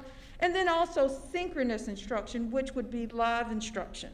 And so whether students are physically in the classroom or whether they are remote, they would be able to participate with both of these. So we would make that available to both of them. So if you're remote, you could participate by connecting in synchronously, and if it did not meet with your schedule, then you could watch and view that at a later date and time. Also, face-to-face instruction for our youngest learners would follow what we would consider the regular school schedule. And so they'd have the support of not only their lead teacher, but also their instructional assistant as well. With elementary, we've provided two scenarios. Here, instruction would be delivered again asynchronous as well as synchronous. Remote, the lessons would be recorded for those students who would not, again, be able to attend during the synchronous times. And students would have the option, though, to join these live lessons. We've heard from parents that they really value the quality of the instruction, the ability, the opportunity to connect with their child's teacher, and the opportunity to connect, for their child to connect with their peers. So we would continue that as we transition to Plan B. The second scenario that would be made available in our schools would be that there would be specific teachers that would be assigned remote learning responsibilities. And then there would be another group of teachers who would be assigned face-to-face teaching responsibilities. And a lot of this is being driven just simply by staffing. We are committed to quality. We are committed to ensuring continuity in in the instructional program for our students, but we do also recognize that there are some limitations when it does come to staffing. In the middle school, again, we offer 2 scenarios, and here the emphasis is on simultaneous instruction. So here teachers would be teaching both remote learners and face-to-face learners at the same time. The schedule would mirror the current middle school schedule, and where we saw those extended blocks. So what you might see in this situation would be a teacher who is teaching and recording at the same time, but also there would be a large display behind her, so that, or him, and so that she or he could continue to engage with the students that were both in the remote learning setting, as well as those students that were face-to-face. The second scenario, which is similar to that of the elementary, we would identify those teachers who would be a core group focused simply on remote, as well as identify a core group of teachers who would focus simply on face-to-face. And then finally, with the high school, again, the same emphasis on that simultaneous instruction. But in order to do that, we would transition our high schools back to that 4x4 schedule, making sure that we are increasing the amount of contact time for them. And then in scenario 2, the emphasis here would be on asynchronous instruction for our remote learners. Now, we do recognize that this is very different in scenario 2, but there are courses for which it would be very difficult to orchestrate that simultaneous instruction. An example of that might be ROTC. So we surely could see where we would have the opportunity to possibly touch base with the student, but then there are live activities and skill development activities that are part of ROTC. So it would be very hard for the teacher to simultaneously deliver that instruction to both those students who were face-to-face as well as those students who were remote. And so in that instance, what would happen is the lessons would be recorded, and then they would be posted for students to view on demand, and then teachers would hold office hours to support students in ensuring that they were able to access that learning. And I know Ms. Brinson has some information she'd like to share in regards to professional development for our teachers, because we do recognize that this is an area of growth for many. Yes, thank you, Dr. Smith. So back when we were planning to return for this school year, we did ask our teachers, we did create some PD for our teachers and ask them to all take part of a remote learning 101 course. So that teachers have been, a lot of teachers have been working through that, have completed it. There's still some, I think, who have to complete it. And forgive me for the dog barking in the background, I'm sorry. The other training that we have going on is we have purchased what's called My VR Spot. It's a tool that will allow teachers, for all these recordings that they're making, a place for them to upload those recordings and then link to them from the learning management systems, so that way students are be able to access them and access them in a safe way where we're not throwing kids, asking them to go to YouTube or any place else.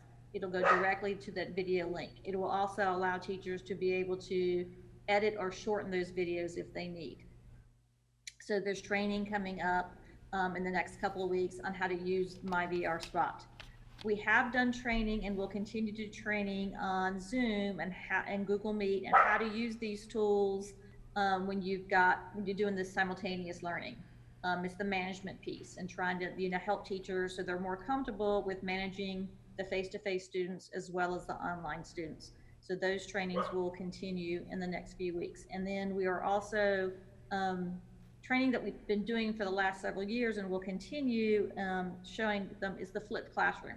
And that kind of goes into the scenario 2 for the high schools, where you do the instruction, you make that available for the students, while they're at home, and then then you're working with them and you're actually live with them simultaneous, then you're actually synchronously you are working on the practice. So you're helping the kids, providing the support, working that way. So typically in the flipped classroom, you kind of at nighttime, you have the lesson and you come to school the next day and you're working with the teacher through that piece.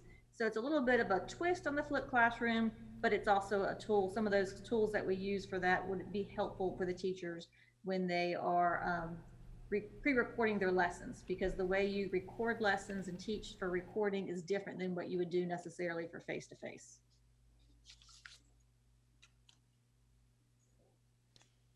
Thank you, Ms. Brenton.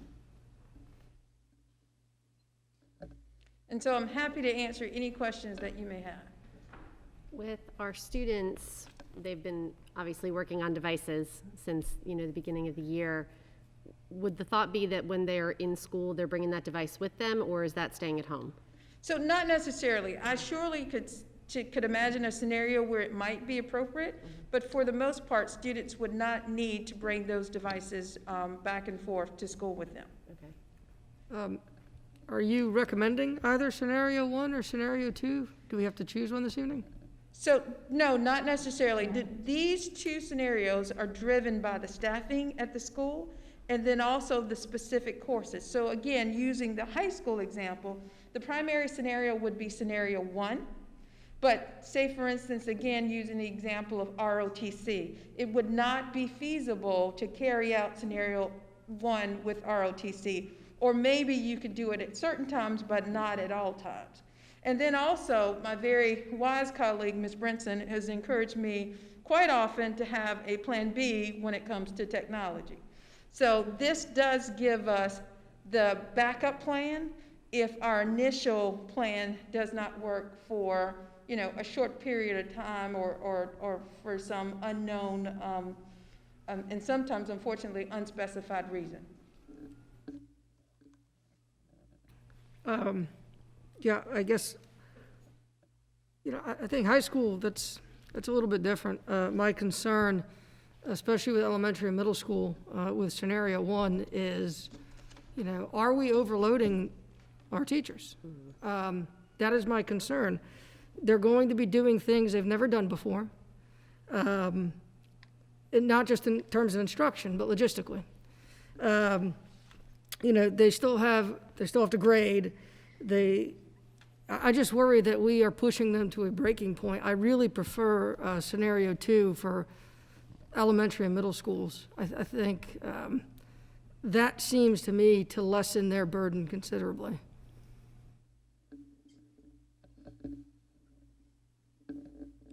Well, again, I think we have to consider both. Staffing does come into play with this. And then I would also offer that our parents have spoken, many to me, through emails and also phone calls, that they are extremely pleased with the current remote learning. So we also want to do as much as we can to mitigate anything that we offer that might have a negative impact to that. Dr. Smith, I have a question. Yes, sir. You've obviously been getting all the emails that we've been getting about the overwhelming desire for children to be given the option to go back to school. A vast majority of them have also talked about the AB model that I talked to Mr. Anderson a little bit earlier with.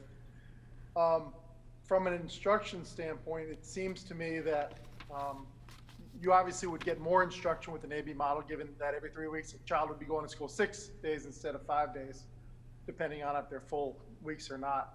But from an instruction perspective, how much different is the planning going to an AB model from what this 1 week on, 2 week off model would be? In terms of the instructional delivery, there would not be a large difference, in my opinion.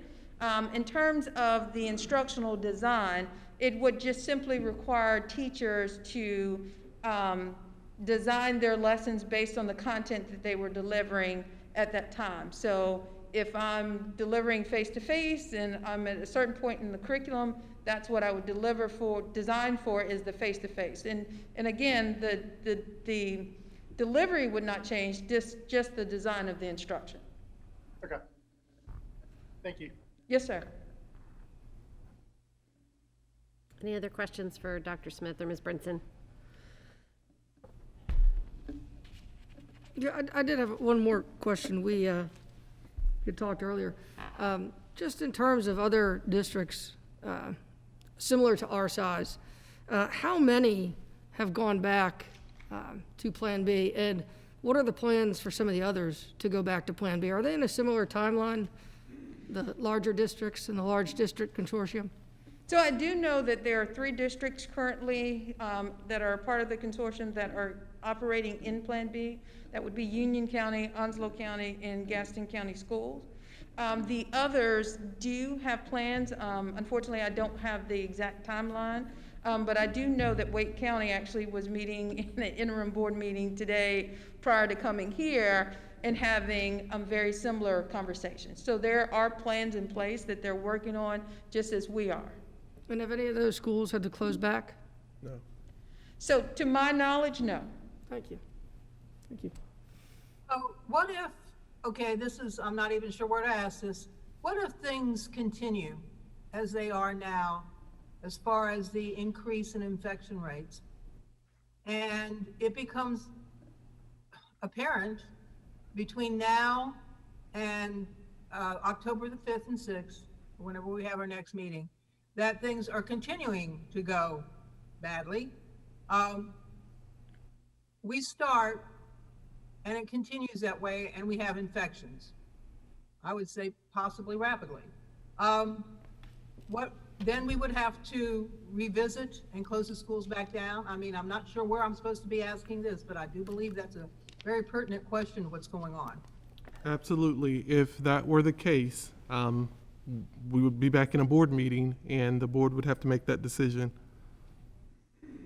And I want to point out too, Onslow County, which I used to live in, is much different from New Hanover. And our numbers are a lot worse than theirs for a reason. We are packed literally on top of each other. So I'm as I said, I really wish we had health department members here so I could ask more specific questions since no one here could possibly answer them. There's a reason that we're packed on top of each other, Judy, and that's because everybody wants to live in New Hanover County. I know that, but our kids are here too, and I care about their safety and the people that work. We do too. We do too. I'm very concerned right now. So are you the last presenter for this, Dr. Smith? Yes, ma'am. For this group? Okay, are there any other questions for Dr. Smith or Ms. Brinson? Just thank yous. I know that this has been a daunting task for all of you. And I know you guys are doing the absolute best you can, and I'm appreciative. And I'm sure the entire community shares in that appreciation. Thank you, and we appreciate your support as well. Thank And you very much. I would like to say to Ms. Varnum, Dr. Smith, Eddie, Anderson, Mary Hazel, and Dawn, I know that y'all have been beating your brains out trying to get us here. The parents are wanting to get us here. I mean, you know, we work for the people that elected us, and we're trying to find a happy medium where everybody's safe, where y'all are doing a good job, the parents are happy, and I mean, there's just not a really good happy medium.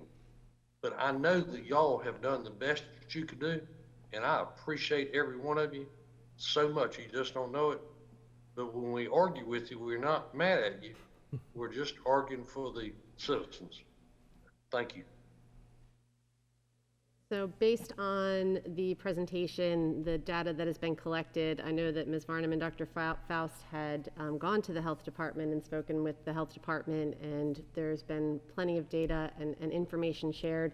What would your recommendation be, Dr. Faust, moving forward for the district based on what has been presented this evening? That we would move to Plan B for the second grading period. Okay. Any discussion around that or questions? Oh, absolutely, absolutely. To say I'm disappointed is an understatement and frustrated. I know this email situation the last week has been almost overwhelming, but there's been probably almost as many, at least a third, if not more, of concern in the other direction about not going back. On top of that, there has been, and we all are aware of this, concerted efforts on social media to have this email campaign. We are supposed to listen to the people that put us in office, but we're also supposed to listen to the experts on health. And I haven't been able to, because our number one priority, no matter what, was we were elected here to protect our community, our children, and I don't feel like I have the proper information. So yeah, that's my take on what I really do appreciate all the work everybody's done. I know how hard they've worked, but this very vital part has been left out. And for me, I can't make a decision without talking to the experts myself and letting the public let them hear what they have to say to all of us. And I'd like to thank the teachers and parents who devised the AB plan. That was a great deal of work. A lot of thought went into it. It makes sense. And I would like to look at it very carefully as we move forward. Any other discussion or comments? I have a question. Dr. Faust, you said for this entire second grading period, so it's your intent to do the 1 week on, 2 week off for the entire second grading period? That's the recommendation. However, there are other factors that can contribute to it. We will still continue to examine all of the different scenarios, and what we talked about in our senior staff meeting is that we've got to see the first week, how we push this all the way through the second week. So I don't want to say that, in 3 weeks we will have this down to a science, and then we can come back and look at it. We have to. Creating a plan is the easy part. Actually, implementation is the part that will get us in trouble if it's not executed with fidelity. So it's not that we are not going to come back and look or wait till the second 9 weeks, but we need to make sure that what we're doing is one with fidelity and safety so that we can continue to move forward. And yes, we will be examining an AB schedule. I have to remind you, I'm a parent too. I want my children in school. I want them there safely also. I thank it's Ms. Wheeler for her math lessons, but as I was sharing with the senior staff, I'm tired of doing pre-algebra when I get home. And so I need help. So we are going to be looking at it may not just be that AB schedule. We may be looking at something a little bit different, but we have got to, look at keep in contact with the health department, and get their blessings and making sure that we are, again, following protocol. So yes, we will recommend B, but we will also be looking at other plans also to bring back to the board. And we will keep you updated on how this is going.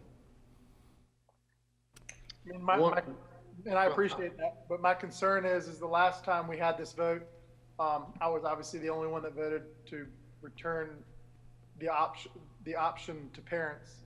But a couple board members, said we wanted to get kids back as soon as possible.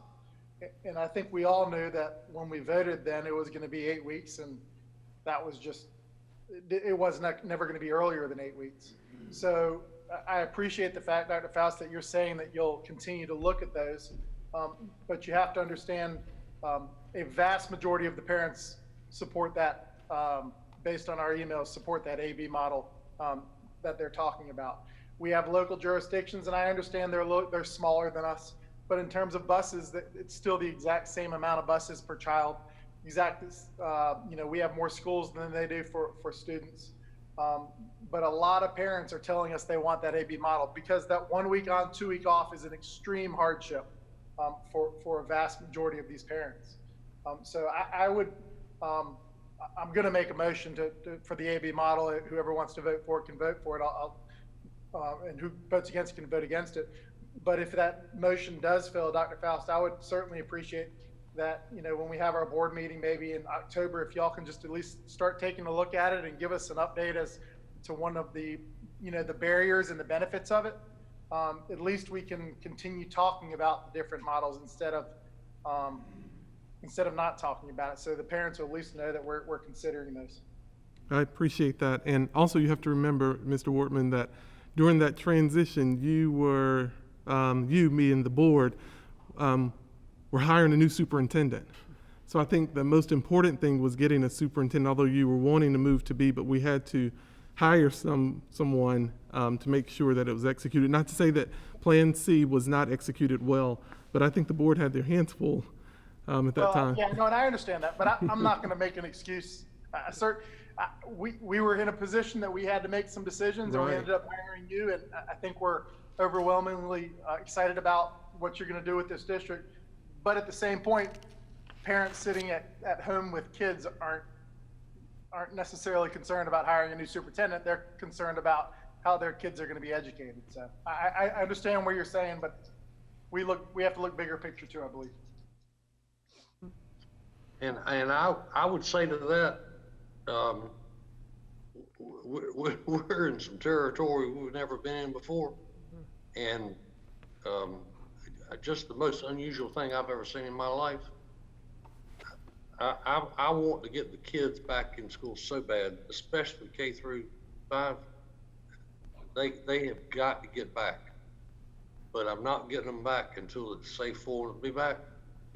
But I want to start working tomorrow morning on a way to get them back in school, and I don't want it to be this 9 weeks or that 7 weeks or whatever. I want to get them back as soon as possible, and if that's January 1st or October 6th, I don't care. I want to get the little kids at least back in school, and then when we get that nailed down, get the middle school and the high school. Well, and I know I'll get 5,000 emails tomorrow morning. That's okay. I can take it. But we've already been taking it, and what I don't want to get nailed down is any kid's life. All right. I mean, we've got what we've got right now, but I really do wish we had a health department here right now tonight.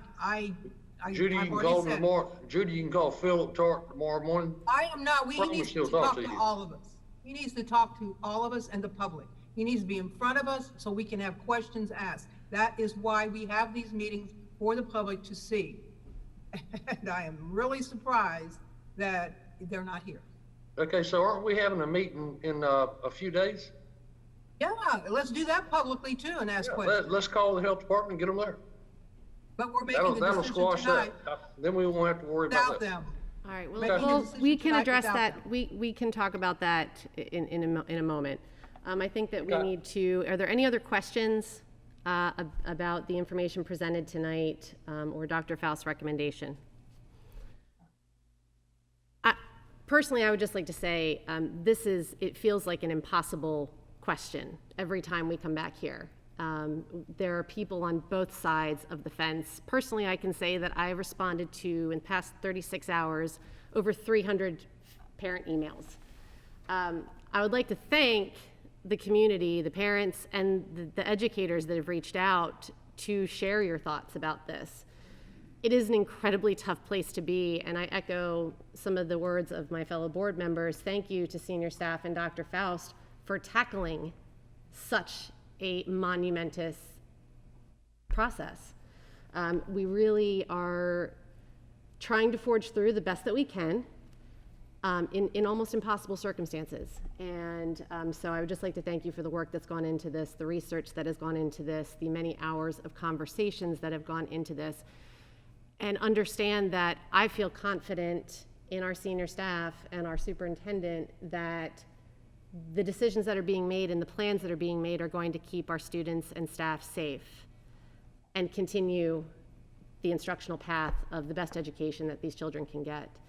So just thank you. I'm not saying it's going to be perfect. There will be bumps along the way, and we will attack them, and we will figure out how to make them better. And we'll do that as a team. So just thank you for all that work.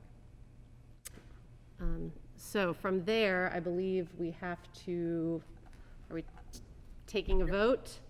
No, you have to make a motion first. I would make a motion at this point to transition back to Plan B and modify Plan B based on the AB schedule that we have talked to.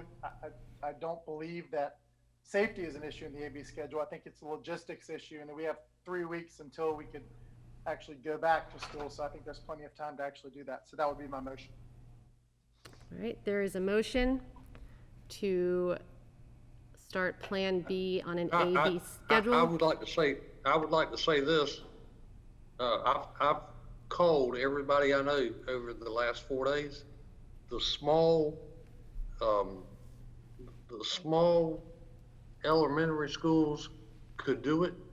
The big ones cannot do it. The big middle schools can't do it, and the high schools can't do it because they're not big enough to keep everybody apart 6 feet. It just can't happen right now, David. I'm sorry. Well, that's not accurate. And unfortunately, you haven't looked at the actual buildings. The fact of the matter is we had a discussion with Mr. Anderson back in July that said 50% of fire capacity.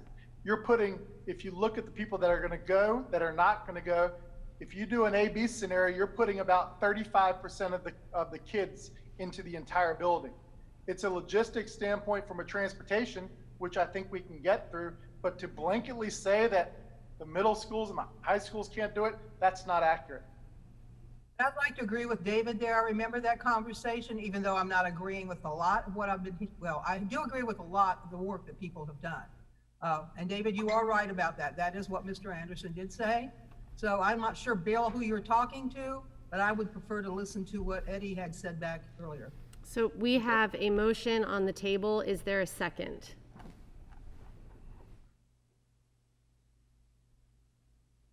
I would actually like to second that, David, but I think you can tell where I'm going from here. Oh, you can second. I mean, I'm going to lose a 6. I'll go ahead and second it. That doesn't mean I'm going to vote for it, but I will second it because I actually agree. If we're going to be, this decision was to be made, that AB schedule is much more child and teacher friendly. To me, I understood why originally, because we thought we might have to rush things and hadn't had all the information, but it can be done and it would be a better way to instruct our kids. So I'm not going to vote for it, but I will second. Ms. Justice, thank you. That's a second. Is there any other discussion? I would hope, all I would say is I would hope our community clearly wants the AB model. I would hope that at least some board members would recognize that we actually do serve our community. Safety is not an issue with the AB model. It's the exact same safety protocols that we would vote on with a 1 week on, 2 week off. So safety, we are looking, the safety issue I don't believe is an issue.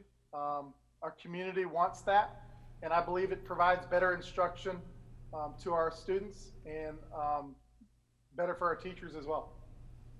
I think for social and emotional reasons and instructional reasons, that what David is saying is true. And we're hearing from a lot of teachers, if they do want to go back, and parents, that is probably the most effective way to meet the needs of our students.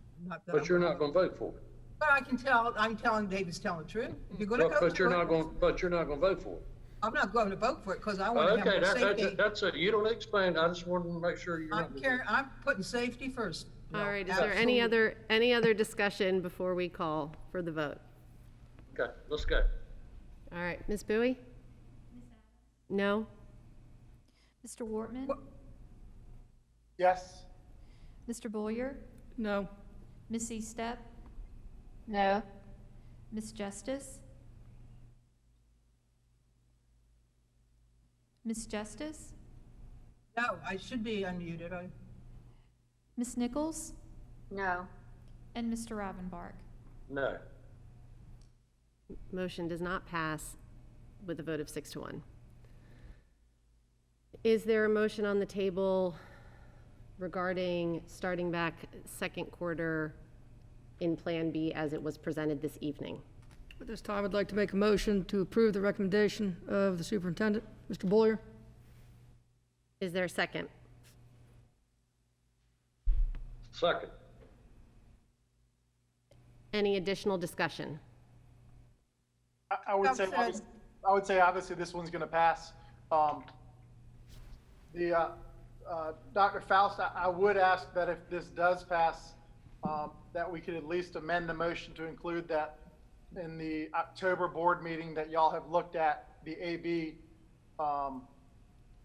scenario and can just identify some logistic problems and the benefits as well. And as far as my part of this discussion, I pretty much already said how I feel about the lack of information I have about the health and safety aspects of what we're doing. We're getting it from the educational end, and the people that did work on the health and safety, I applaud what they did, but we need the health department here so we can ask them questions so the community can hear their answers. And without that, I do not feel very comfortable at all about having our kids back into schools.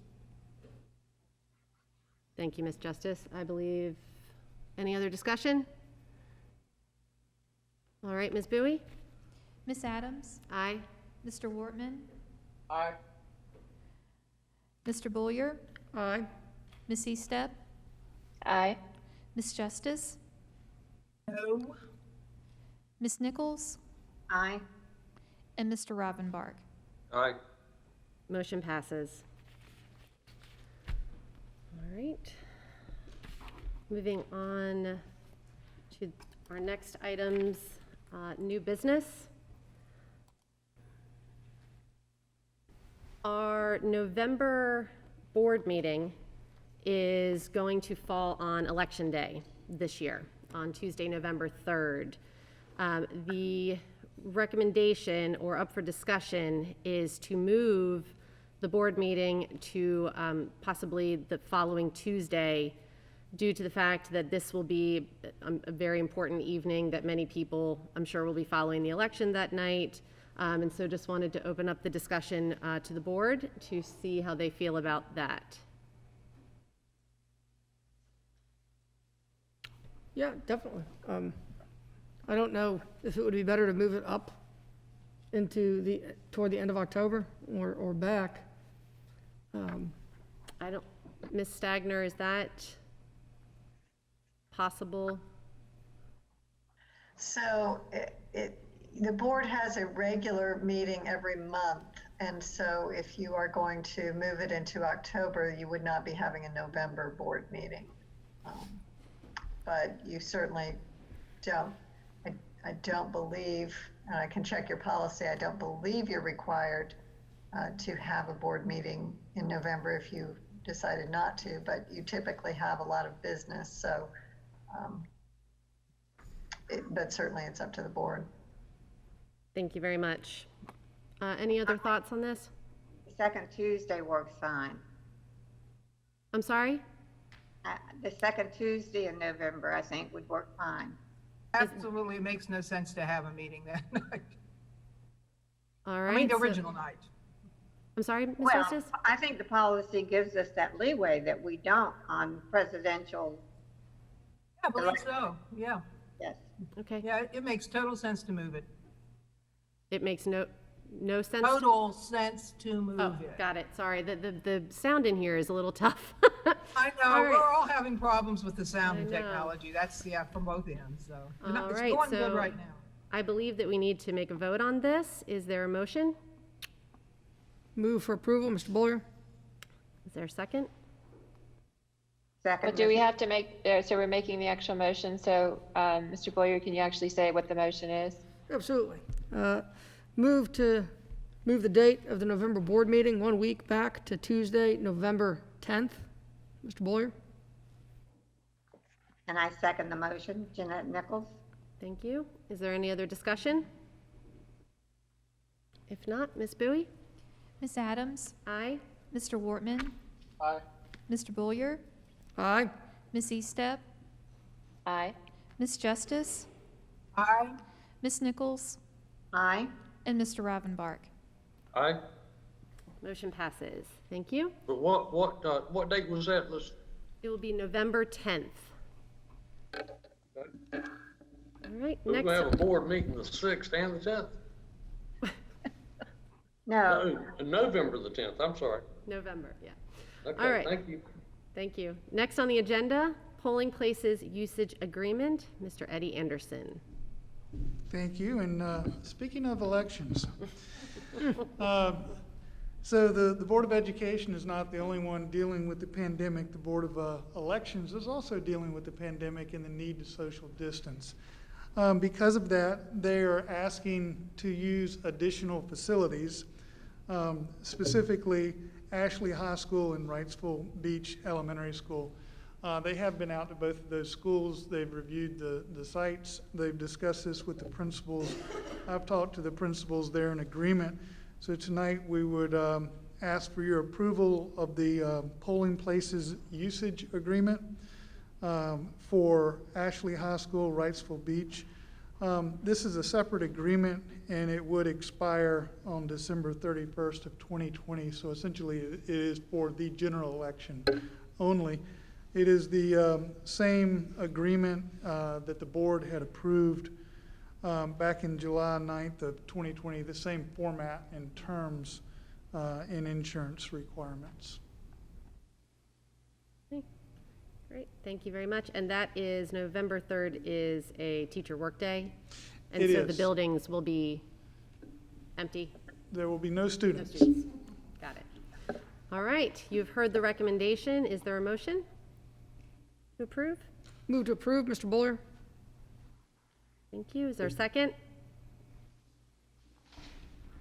I second Second. Jeanette Nichols. I'm sorry, go ahead, Jeanette. I did, thank you. Aye. Mr. Wortman?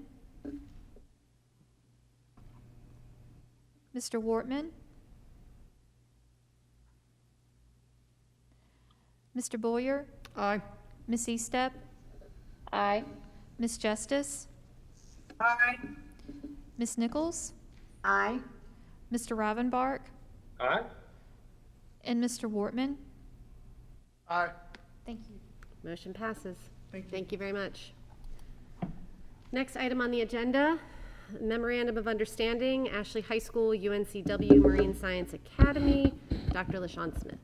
Yes, would ask the board's approval of the Memorandum of Understanding between Ashley High School and UNCW Marine Science Academy. This MOU provides the articulation between the two organizations and outlines the collaboration that we have with UNCW to support our students in the Marine Science Academy at Ashley High School. So would ask the board's approval. All right, you've heard the recommendation. Is there a motion? Move for approval, Mr. Buller. Second? Or is there a second? Sorry.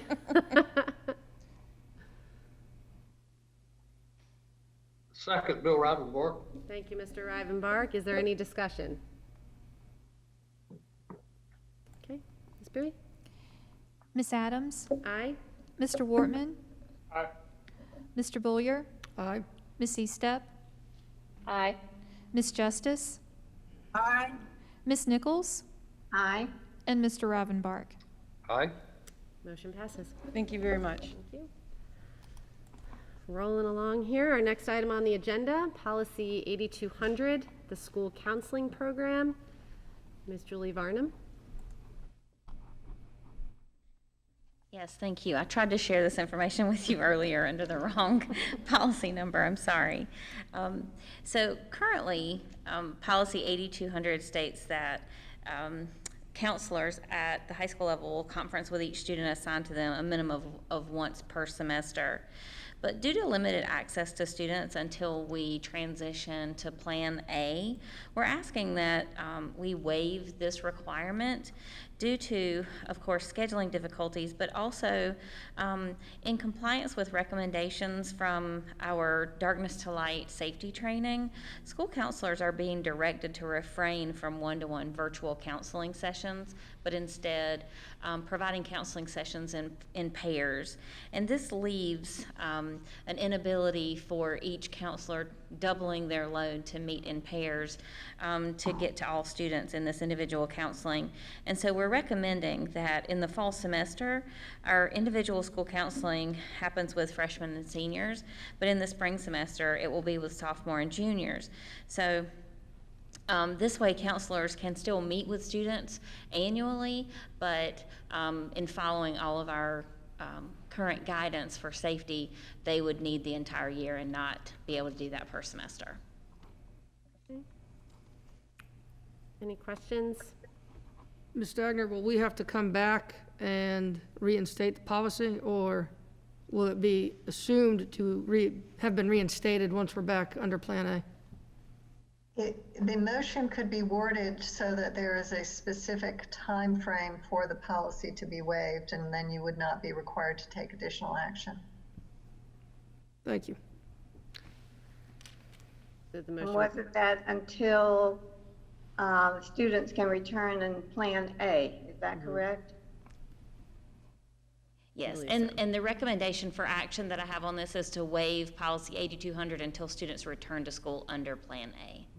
So that would be the motion. Is that right, Mrs. Stagner?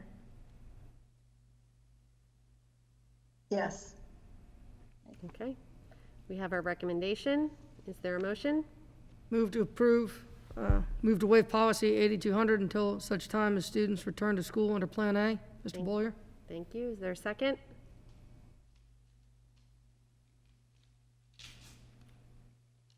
I Second, second. Bill Ravenbark. Thank you, Mr. Rivenbark. Any other discussion? Ms. Bowie? Ms. Adams? Aye. Mr. Wortman? Aye. Mr. Boyer? Aye. Ms. Eastep? Aye. Ms. Justice? Aye. Ms. Nichols? Aye. And Mr. Rivenbark. Aye. All right, motion passes. Madam Chair, Yes, ma'am. I would just like to announce that I've served on the policy committee for 16 years. I've chaired the policy committee for 10 to 12 years. And tonight is my last time presenting policies. Nelson Bowyer is going to resume this responsibility in the transition until December. Thank you very much for your many years of service, Ms. Nichols, and for guiding our policy discussions. We have been very lucky to have you at the helm, and we wish Mr. Boyer the luck, and I'm sure you have passed on your knowledge and guidance, and I'm sure he will carry the torch well for you. Thank you very much. As long as he has senior staff, because they are always involved, as Ms. Farnham was tonight, keeping us abreast of the policy that we need, and as long as we're working together with everyone, we'll be okay. All right, thank you very much, Ms. Nichols. All right, our last item on the agenda is community participation in public board meetings. As you know, the regulations for people allowed in indoor spaces has changed in recent date or within the past month. And we'd like Ms. Stagner to speak to what that means for us as a governance board for our in-person meeting requirements. Thank you, Ms. Adams. In May of this year, the General Assembly of North Carolina passed a number of revisions and amendments and new statutes to deal with a number of the COVID-related issues. And one of those was the change, and it's actually not a direct change to the open meetings law, but it is impacting the open meetings law. It's under the state of emergency, state of declared emergency statutes, chapter 166A. But it permitted and still permits local governing bodies like the Board of Education, county commissioners, city councils to hold remote meetings. And a remote meeting is a meeting that is held when one or more of the board members attends virtually by either video and or audio participation during a declared state of emergency. So this board has been conducting what is considered remote meetings under the statute, and the session law number is 2020-3. So this board, because one or more members has been participating remotely, even though there are one or two board members in person, it is considered under the law a remote meeting.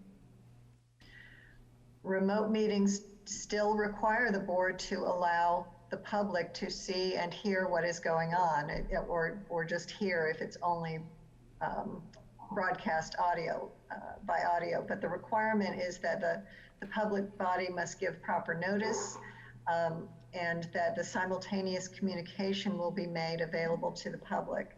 That roll call votes, and that's something that you all have been obviously become very good at, taking roll call votes, so that the public, if they're just listening or if they can't see the individual board member, can hear who is making the motion and who is making the vote. And that method of simultaneous communication is required again, so the public can participate or at least attend virtually. You have complied with the public comment requirement as well by having an alternate method for individuals to record their public comments that will be played during the meeting. And so the question has come up, well, the governor increased the number of people that can gather by his last executive order from 10 to 25. And so the question arose whether that meant that the school board should allow more than 10 people or to allow 25 people in. Actually, the 25 limit does not apply because governmental bodies are exempt from the mass gathering limit. And so the school board could vote to return, and I say that the remote meetings, that's something that the board can choose to do. The board could choose to return to in-person meetings and allow individual board members to just participate remotely under your general remote attendance at board meetings policy. The board could decide to allow more people to attend board meetings in person. So you are permitted to restrict that number by holding the remote board meetings under the state of emergency provision, but you are not required to. And so I think it is a decision for the board to make whether you want to return to fully in-person meetings, whether you want to increase the ability for some members of the public to attend meetings. But even so, even if the 25-person cap doesn't apply, the board still would enforce social distancing measures, face covering requirements, other safety measures that might in fact limit the capacity. And so one of the things that I think would have to take place is that the administration would need to determine what a safe capacity would be for the board meetings, if that again is the will of the board. And then that would need to be made public if there are any limitations other than what would normally be expected. So the first, if the capacity is determined to be safe at 25, the first 25 people could attend in person. And that would need to be well publicized so that people would have advance notice of it. I am happy to answer any particular questions, but I think that's a general summary of the rules around remote meetings and why, even though you have some people in person at your board office's board meeting room, it's still considered a remote meeting under the statute. Can I ask this question? I've heard various interpretations of the law. If you have, say, 5 board members show up in person, because somebody might prefer to be remote, Would they be included in, I guess they would be included in the numbers that would be allowed, correct? I mean, you would count them. I've heard that participants aren't counted. I've heard a lot of different things. That's why I like this clarification. Yeah. But would they be counted in the numbers? I think that, again, because you do not have the board isn't subject to the 25-person cap for mass gatherings because it's a governmental entity, a governmental body. You're performing a government function. And so I think that what the board has the ability to do, and certainly it would be advisable to do, is to have a determination of how, if you want to open up, how many people can be housed safely in that room and at what distance you would need to be apart, and enforcing masks and hand washing and all of that. So it isn't really an issue of whether participants are counted in a total number or not. It's how can the meeting be held safely with the people that would be able to go in the room. Does that help? That does help. That's why I said I'm getting confusing information, and that's what I needed to know. So I guess I have two thoughts. One is we just voted to send kids back to school in October. I think we need to reinstate face-to-face meetings and allow remote participation. That's just my opinion. The other part, however, is we can't vote tonight about how many people we let in here. So would that have to be an action item that we take in the October board meeting, figuring out exactly how many people we can get in here, or is that something our staff can decide? I think, Mr. Beaulieu, that this board could vote to resume in-person meetings and to allow the administration to determine a safe capacity number and make that available on the public meeting notices.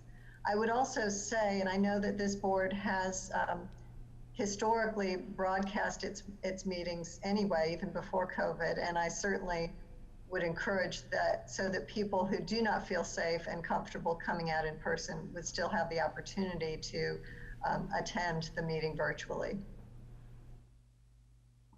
Great suggestion, thank you. So how do we feel about that? I'd like to make a motion. Okay, what is your motion, Ms. Justice? Well, motion to return to in-person meetings with the limitations that are discovered from our staff for safety reasons. Great, thank you. Is there a second? Second. Mr. Boyer. Any other discussion? All right, Ms. Bowie? Adams? Aye. Mr. Wortman? Aye. Mr. Boyer? Aye. Ms. Eastep? Aye. Ms. Justice? Aye. Ms. Nichols? Aye. And Mr. Ravenbark. I would like to know how many people are going to be there, but as long as it's not a lot, Jeanette and I are getting up in our age and we don't need to be around a whole bunch of people. So, aye. Thank you. Motion passes. You're welcome. Thank you, Mr. Ravenbark. All right, last item on the agenda. Adjournment. Move to Thank God. adjourn. Mr. Boyer. I second the motion. Ms. Nichols. All right, I heard it. any discussion? All right, Ms. Bowie? Ms. Adams? Aye. Mr. Wortman? Aye. Aye. Thank you. Mr. Boyer? Aye. Ms. Eastep? Aye. Ms. Justice? Aye. Ms. Nichols? Aye. And Mr. Ravenbark. Thank you again, senior staff. Aye. Good night. Thank you, we are adjourned.